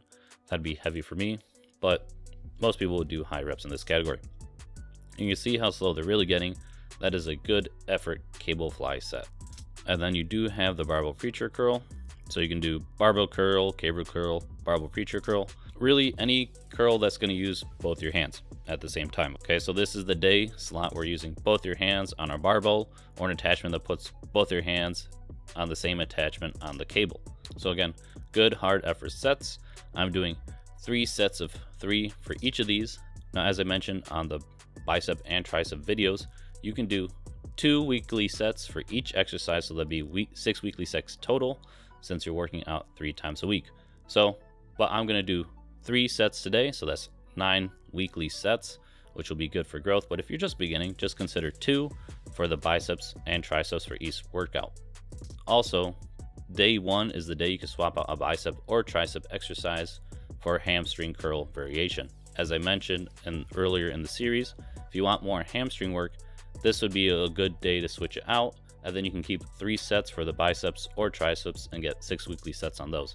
Because you're only getting 1 day of direct hamstring work in the workout for 3 sets, it'll be activated on other ones. But if you want more, so you can do a curl, lying leg curl today, or seated leg curl, and then on day 2 you can do the hinge, you can do the Romanian, okay? So just keep that in mind. So my next superset is gonna be triceps and abs. I know, another silly superset, but that's what was open. It was a little packed earlier, and now the gym's completely empty, except for that guy. So I'm gonna warm up my triceps. I'm doing close grip bench since we didn't do a horizontal press today. So I have close grip bench. I'm gonna keep my warm up here, and then I'm also going abs. So I'm running to the other side of the gym to do the cable crunch. But with this, I am doing another warm up. It's just 1 set to warm up the abs, since it's towards the end of the workout. So for close grip bench, I'm going for reps of 8 to 10, really trying to squeeze those triceps against my side. If you didn't want a close grip bench, you could do tricep push-ups, tricep dumbbell press, or tricep dips, right? So the opportunity to choose is yours on this workout. And I know you see on the right, I didn't follow the exact order again for the supersets. The last 4 exercises, if you want to superset, I was just using what was available at the gym, what was open at that time. So I wasn't overcomplicating it. I was just keeping it simple and just doing what I could at that time, okay? So with the cable crunch, really focus on rounding over, squeezing those abs. I'm not trying to pull the weight down with my arms, because then you're pulling with your back. I'm trying to pull with my abs. So I'm just keeping my arms in that general lengthened position. And for these, I am doing 3 sets each, as I said with the biceps. If you want 2 sets for the triceps today, feel free to do that, so you can get still a good response, but you might not need that much volume if you are a beginner. But for this workout, I did do 3 sets of each exercise, so it's 21 total sets for the workout for me. And then guys, if you didn't want to do the cable crunch, you have some options. You can just do a standard crunch, you can do the crunch machine, the cable crunch like I'm doing right now, and then a decline crunch on decline bench. Okay, so you have options for what crunch you want to choose. This is the part of the video where I need a flex, so check this out. Yeah. All right guys, welcome back to the full body split workout B, day 2. So today is going to be bench focus, and by bench focus I mean we're benching first. So that's really the focus. So as in the last video, I did have a full lower body warm up. For my general upper body strength, which is the bench, I just do my normal barbell warm ups. Then I add on a plate. Then, I'm going to add another plate. I don't have a very specific warm up for upper body because I don't feel like I need it. So you guys might be a little different. You might need a little more warming up than just jumping into bench pressing with the barbell, then a plate, and then everything else. So keep that in mind. Now, you can see me doing some tricep extensions here. That's because my elbows are a little creaky, so I just added that in. This isn't something I do every day, but sometimes it's needed, and today I felt like I needed it, so I added it in. Okay, so just be flexible. If you feel like you need something on a day, just add it in. It's not a big deal. And then I went to 2 plates after that little warm up for my elbows, and it felt a lot better. So don't overcomplicate this. And I just wanted to highlight in this video, you can see this 0.25 pound plate I got. It's making progression really easy again, because now I don't gotta struggle with rep ranges again as much. I can add on half a pound every week and keep it simple, because right now I'm working for 3 sets of 4 to 6. I'm probably gonna get 5, 5, 5 this workout for my workouts. So if I can add on half a pound, that's great. Makes the workout a lot easier. Then next week I can add on another half a pound, and then that's a pound increase in 2 weeks, which is great. So you might argue that, all the weights aren't standard. Maybe that half a pound was negated because one of those 45s is a half pound lighter than the other one. And you're right, fair enough. But as long as it's kind of up and down, up and down, up and down, and I'm slowly increasing, it doesn't matter that much to me, okay? You'll be okay, even if it's not perfect. We're not striving for perfection, just enough consistent progress. And yes, I am basically Larson pressing in this video instead of a full bench with an arch, because I want to use lighter weight on my bench now. Now guys, in the program, if you don't want a barbell bench press, you can do a flat dumbbell bench press. Today you can do dips or you can do push-ups. Okay, so this is the flat day with the exception for the dips, kind of the heavy movers where you're going to be pushing. So we'll have an incline day on another day. We cable flied the day previously. So this is a day for the main bench movement, which will have really easy progressions in general till you get a little more advanced. So you can see these couple reps on my 3x5 are getting kind of grindy, a little slow. So I'm going to get my good friend Hugh to spot me in this spot. And guys, this is a good spot right here. He doesn't touch the barbell. He lets me struggle. He just has his hands in the way in case I'm going to drop. See him? Look at him take action right there. No hands on the barbell. Just lets me do the work. Sees me going up, doesn't touch it, and he helps me rack. Thank you, Hugh. Great job. So 3 sets of 5 done. We're going to move on to some Romanians. Now, since I'm not squatting, I'm not doing a full lower body workout. Romanians don't bother my hips as much, or I should say they don't need as much warming up because I'm just bending over, sticking my butt out, right? So I'm just going to do warm up with the barbell, slap on some 45s, do another warm up, keep going. I'm going for 3 sets of 8 to 10 today. Slap on my other 45, so now I'm at 225. I'm going to do that for a warm up for a set of 10. Shouldn't be too difficult for me since I'm going to be working up to 305 today. So then, I have my working weight, but this is my last warm up. I'm just going to do like 4 reps, gauge where I'm feeling at, and then I'll actually do my first working set. And between all my warm-ups, I'm not resting super long. It's like 30 seconds a minute. So it really doesn't take that long to warm up for the compound lift that I'm doing. If it's not super intensive, like with a squat, which I feel like I need a long warm-up, and if I was going to deadlift some super heavy weight. Now, guys, if you don't want a Romanian, remember you can do Romanian deadlift, the good mornings. You can do a leg curl, lying or seating. Lying or seated, I don't really care. Or you can do a Nordic hamstring curl. Remember, though, the Romanian deadlift and the good mornings are more of a hinge movement and not really a curl. So they're 2 different movement patterns for the hamstrings. So it's going to be your choice if you want to focus on the hinge or the leg curl. But also, as I said earlier in the series, if you want to have a hinge and a leg curl each week, you should put a leg curl on day 1 in the tricep or bicep slot, and then have the hinge on this day. It will make it a lot easier to have both, and then you can have more hamstring work if that's something you care about. So just keep that in mind. You're not stuck to only doing your hamstrings once a week. You do have options. With my Romanians today, guys, I'm doing like RPE 8. I just kind of start lower on the rep range and a lower RPE, and then I slowly work my way up to like 10 reps, Then I go back down to 8 reps again and just add on 2.5 pounds. Like, I could be grinding hard on Romanians, but I don't really feel like it's needed because I'm consistently going up in the weight. So it's just not something I feel that's important, and I'll just take it at my pace. Next, we have a lat pull down. So you're going to do a pulling movement in this next exercise. So I'm doing specifically wide grip lat pull downs, not specifically in the program, but it's something I'm training. You can do them if you want. It doesn't really matter. Just do a lat pull down. So I'm going to warm up. You can see super lightweight on the weight stack. Just getting those lats warmed up. And then I'm going to have my working weight, and I'm just going to gauge again. I only rested like 30 seconds, right? Just kind of gauge again in how I'm feeling today with the lat pull downs to see if I need to adjust, if I'm a little more fatigued or not. So this is the first working set. I'm trying to really touch my chest to the bar and get it all the way down. If the bar doesn't touch my chest, I don't count the rep. I'm trying to do it slightly controlled. I'm focusing on a little more power, but I'm not just flailing the weight around, completely using momentum to get the weight down, right? So if you don't want to do a lat pull down, you have other options.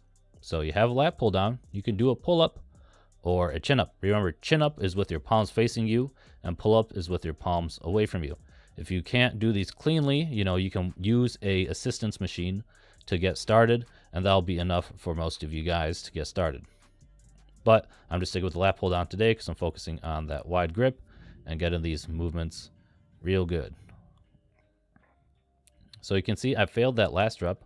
I got 10 on the first set, 9 on the second, so I decided to rest a little more. I only rested 2 minutes on the last one, and on this set, I rested 3 to see if I could squeeze that full 10. And I was able to. So if you notice a rep drops and you think you can get it if you rest a little more, it's okay to rest a little more to get that extra full rep. And that helped me get this set of 10. So now we're moving on to a superset. We're doing triceps and dumbbell lateral raise. Yes, this is a silly superset, I know, but I'm going to do it because I don't really care. You can do biceps and triceps if you want. You can do shoulder and abs. I don't care. Remember, you don't have to superset any of these exercises. This is just an option to make your workout time shorter because you're doing 3 full compounds and then 4 isolations. So it might be a little longer for you guys. So it could take an hour and a half for a full workout. So if you want to do the supersets, that's okay.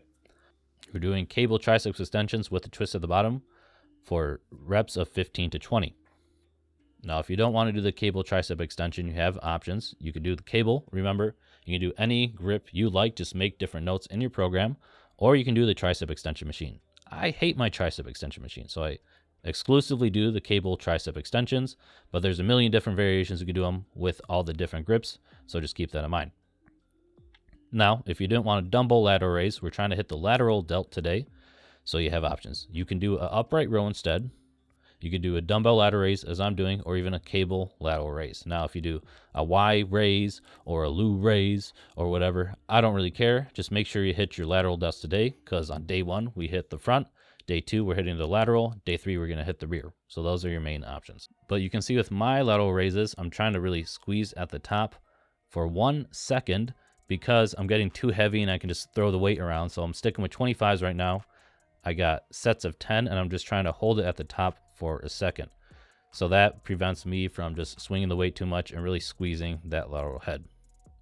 And notice on my intensity guys, on my tricep extensions, how grindy they are, how slow, how much they really burn. That's where you should be at with these guys. Thank you, Dan, for the wonderful intro. So same with the lateral head. You guys might criticize my technique, say I'm leaning too far backwards, blah, blah, blah, whatever. Now, I'm not usually for cheat reps, but you can see this is my last set of my lateral raise and using my knees just to hoist the weight up to get a few extra reps just to really tire out the muscle. Not necessary, but you can. So next, the next silly superset that I'm doing dumbbell hammer curls. This is just the warm up with the 50s. And then we're going to move on to some cable chops. So biceps and abs. Yes, what a great superset. As I said, you guys can do whatever you want with your supersets. So if you don't feel like doing the dumbbell hammer curl, you have options as usual. So today we're doing a dumbbell variation. Day 1 was a barbell. Today's a dumbbell. So I'm doing a dumbbell hammer curl because I want to work on the forearms a little. But you can also just do a standard dumbbell curl, a single arm cable curl, or a dumbbell preacher curl. Just keep in mind, if you did a preacher curl on day 1, I would not do a preacher curl on day 2. I'll give you some other variation instead, so you can have it with the weight at your sides instead of in front of you. They'll give you some good different stimulus. Also with the abs, we're working on the obliques. So day 1, we did the crunch. Day 2, we're gonna do obliques. There's really only 2 exercises in this program, either cable chops like I'm doing, or you can do some Russian twists with some weight. Those will be your 2 simplest options for progressive overload with the obliques. And just a note with the cable chops, I'm really trying to keep my hand in front of my pecs. I'm not trying to twist the weight with my hands first, then have the abs follow. I'm trying to keep it all in line. I know it's difficult, especially as you get heavier, but it's a good thing to focus on that connection so you're not just swinging it around. And again, guys, to reiterate, with the biceps and triceps with this, if you're a pure beginner, you can start with 2 sets each day instead of 3 sets each day. So 6 weekly sets instead of 9 weekly sets. I don't think you'll need that much if you're literally just starting out. I'm still growing with only 10 weekly sets right now for my biceps and triceps, okay?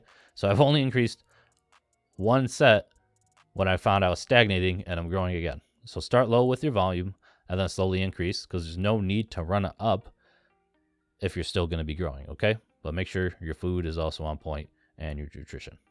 And you can see with here, with the biceps as I did last time, I am getting those few extra reps like I did on my lateral raise, just to squeeze out a few. I don't count them in my logbook, but just a little extra stimulus to really burn it out on the last set. Not necessary, but it's something I do. And that's really it for workout B. Not too complicated. You can just follow the template I have. Again, if you want the template, I'm going to put the video where you can download it in the description. It's free. This whole series is free. I'm just tired of people training really silly in the gym and not seeing progress for years. All right, yo, welcome to the last Big Boy Basics, the full body workout, day 3, workout C, whatever you want to call it. So today our main mover is deadlifting for the back.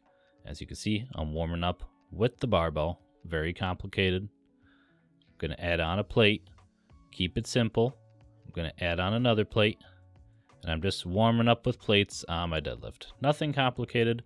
I didn't do that full leg warm up you saw like on day 1. I don't feel like I need it for deadlifts. Would it help? Probably.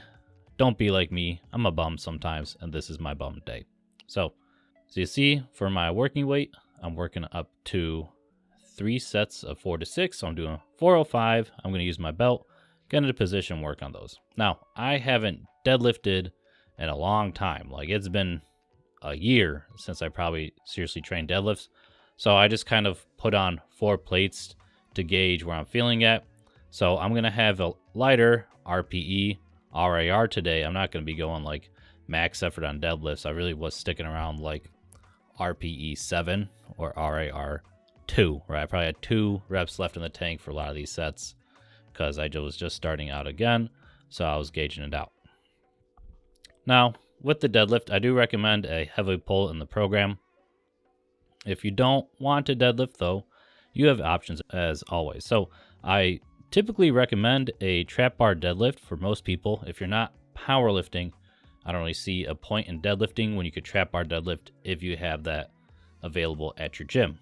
If you don't, maybe consider a block pull if you want to do that, if you like starting in a higher position. Or you can always do the conventional deadlift, sumo deadlift if you want to cause a stir at the gym. Oh, he's cheating on his deadlift, whatever. Or you can rack pull to really overload the traps. What I really want is a heavy pull because it's good for your spinal erectors, and it's a functional movement. You should be able to pick things up off the ground. So whoever said deadlifting isn't functional, pick something up off the ground and tell me that's not functional. Now, with my gym, with my deadlifts, I seek out a specific bar at the gym because it's a little thinner, so it's a lot easier to grab. It weighs the same. It's still 45 pounds, but I don't have to use my wrist straps, and I can use hook grip on the barbell. So that's the grip I typically use. I don't use the mixed grip. The hook grip works best for me. It's something I've worked up to over time, kind of training those thumbs, because it does hurt after a bit. If you don't know what that is, you're basically wrapping your thumb around the bar, and then your index finger goes over your thumb. You can Google it if you want. I have little manlet hands though, so I need a thinner bar. I can't do it with a larger barbell, but it's something good to train your grip as well, as I don't usually use lifting straps for most of my movements unless it's really heavy. So the deadlift didn't feel too bad. As I said, I was starting at a lighter RIR. I was having 2 reps in the reserve, maybe 3 if I really wanted to push it. And I wasn't going too heavy because this is my first time back in a long time. So it was just for me to gauge where I was at. So I was satisfied with 405 for now. We'll see where I get to the end of the year because I want to start training it again. So after deadlifts, we're moving to an incline barbell bench press. We're going to keep it simple. As usual, I'm warming up with the bar, and then I'm going to slap on a 45, warm up with that, and I'm warming up to my working set of about 190, I believe. So you do want to incline barbell bench press because you're going to hit the front delts and the upper pecs. So it's really a good bang for your buck, a good movement, and it's going to be a lighter variation on your flat dumbbell bench press because you're in an incline position, so you're weaker. But if you don't want to incline barbell bench press, consider the incline dumbbell bench press if you find that's better with your body, or you can consider decline push-ups, and you can load weight on your back if you want. I just find it very annoying, so I don't do that. But they are good alternatives if you're just starting out and like some calisthenic movements. But really 3 options for the incline barbell bench press. What height you should put your seat at. Some people like a low incline. I just use the typical incline. I don't overthink this aspect, but you do what you like. So for my reps today, I'm doing 8 to 10. I'm trying not to bounce it too much off my chest and just get it going clean. So on my last set, I got my good buddy Charlie to help me out, stay on the platform, give me a good spot because they were getting really grindy. So this last set, I was pretty close to failure, but that was good. It really helped me push, and then Charlie was there to spot just in case I guillotine myself. So always have your spot if you're really struggling. Next, we have unilateral leg work. So I'm choosing the lazy version today. I'm going to do a single leg extension. And you see I'm starting out really light, just barely moving that waist stack, feeling those quads. And with these, I'm really trying to squeeze at the top. I'm not trying to just kick it up. I'm really trying to feel it out. So I'm doing each leg at a time. You can always start with your weaker leg because then you'll know how many reps to do to keep it balanced. And then you can always do your weaker leg, the stronger leg, then the weaker leg again if you feel like you want to get some more reps to balance it out. Now, there's a lot of options you could do on this day for unilateral leg work. You have the single leg extension like I'm doing. You can do a dumbbell lunge, and there are a million different variations of the lunges. Like as I discussed in the video, you can do static, walking, the kickback lunge, whatever you prefer, you just do that. You can do a Bulgarian split squat. I like those on the Smith machine. You can do each leg at a time, and I'm doing the single leg extension. So 3 exercises, but a bunch of little variations with each of those little exercises. And we already had a deadlift today, and those kind of work the legs. So we're choosing something as a lighter variation, so we're not fatiguing ourselves because we already back squatted, we did our hamstrings, and now we want that unilateral leg work.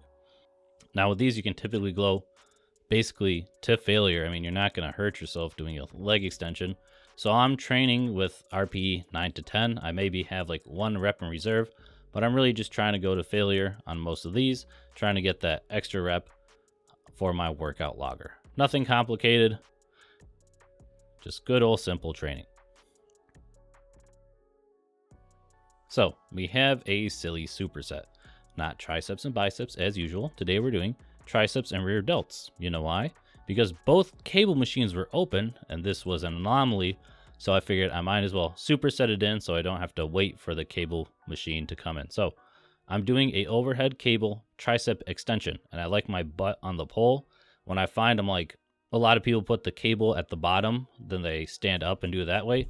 I just find I'm arching my back too much, so it's a lot easier for me to put the cable behind me and then lean over. And then I'm doing a rear delt cable fly basically immediately after. I like these instead of the machine because there's always tension on that rear delt. I can really feel it working. Just keep your arms straight. And then you might feel a little tricep burn because you just did do your triceps, but it's minimal. It should be fine. So I like these on the cable. Now, if you don't want to do an overhead cable tricep extension, feel free to do skull crushers instead. Really, you just want a variation where your arms are overhead. So people like the French press. That has always bothered my wrists, so I didn't include it in the program. And honestly, I just forgot about it as an exercise. For the rear delts, if you don't like the cable pull-aparts or you're like my gym and that cable machine It's taken a lot of time. So you can do the rear delt machine fly. You can do the rear delt dumbbell fly, my least favorite fly. The cable pull aparts, which I like. You can also do cable face pulls. My cable face pulls just suck. I never really feel them, so I just don't do them. The cable pull aparts, I'm doing a high rep range, 15 to 20, because this is something you're going to progressive overload with super slow, so you're going to probably want higher rep ranges. The overhead cable tricep extension, I'm doing sets of 12 to 15 on that. I'm doing reps of 12 to 15 on that. With all these, I'm training pretty close to failure, if not failure, just because they're isolation. So I'm really just going to go ham on them, and I'm not going to hit them again till the next workout because I have a day rest in between. So you can really just fatigue yourself if you want going hard on all 3 sets, but always shoot for that 1 extra rep each workout on one of your sets. If you don't get it, try again the next workout. And now we have the incline dumbbell curl. I was going to superset this with abs, but as you can see, Dan in the background has my freaking squat rack. So I have to wait. I have to be patient because the other captain's chair machine is not bolted to the ground and it does fall over. Very scary. So I only do my hanging leg raises and that squat rack. So I did the warm up for the biceps just to gauge where I'm at. And now I'm switching to 40 pounds, getting a little heavier. I'm doing I'm doing reps of 8 to 12 today. So in this position for the biceps, you want your arms behind you. So you need either doing a seated incline dumbbell curl or a Bayesian cable curl. Those are your 2 options. Any position that puts your arm behind you and you're curling is fine for this slot. That's the main purpose of this exercise because you already did a barbell curl, you did the unilateral work with a dumbbell, and now you want something behind your body.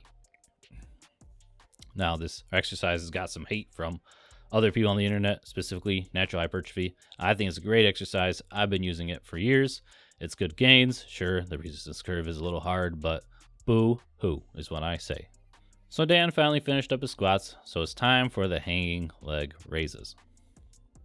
Now these, I'm working up to my 3 sets of 8 to 10. I'm getting really close to 3 sets of 10. I'll probably extend the rep range to 3 sets of 12 before I really start working on some harder variations or just really trying to slow and control the movement. Now you can see I'm trying to keep my body back from swaying back. I'm not overly swaying. I'm trying to lock myself in the bottom so it's just not a momentum based movement, and I'm really using my abs to curl my legs up. It is difficult, so if you can't do this, make sure you start out with an easier variation. You can do a lying leg raise to start out, then start with a captain's chair knee raise, then a captain's chair leg raise, and then a hanging knee raise, and then a hanging leg raise. So I really laid it out in a simple progression, and you can start where you're at. I think any kind of bottom-up ab movement is essential for a great six-pack. Now, do I have a six-pack right now? No, I have a very nice fluffy pack, but you guys can trust me. They'll be there again when I lean down, whenever that is. I don't know, I'm enjoying the fluffy state. The lady likes it too, so I'm probably just going to be hanging out in high 190s for a little bit, and the internet can suck it up. But I'm looking absolutely yoked hanging from this bar. So again, with all these, you want to focus on a curved motion with your feet, a curved motion bring up your legs instead of bringing up your legs straight up and down, because that's going to use a lot of hip flexors instead of your abs, which is okay. If you have weak hip flexors, you probably need to strengthen those. But just keep that in mind. It should be more of a curved motion for that ab treatment. And then if you really want to make these harder, you can put a dumbbell in between your feet, as you may have seen me do in other clips, just to make the rep range a lot smaller. But you're literally going to need like those little pink dumbbells your mom has, because adding on like 3 pounds in front of you gets very difficult. It makes the movement much, much harder. Check out this big boy gut right here, looking juicy under the light. And that's really it for the big boy basics, guys. I hope you all make a lot of progress. I hope you all make some great gains. If you feel like there's something I missed or things I did not explain clearly, please comment down below, and then I can touch upon that in maybe a future bonus type video. Again, if you like the series, please consider subscribing, leave a like. This is a small community that's slowly growing, so I'd love if you guys could join and leave your feedback as well. See you in the next video. Peace.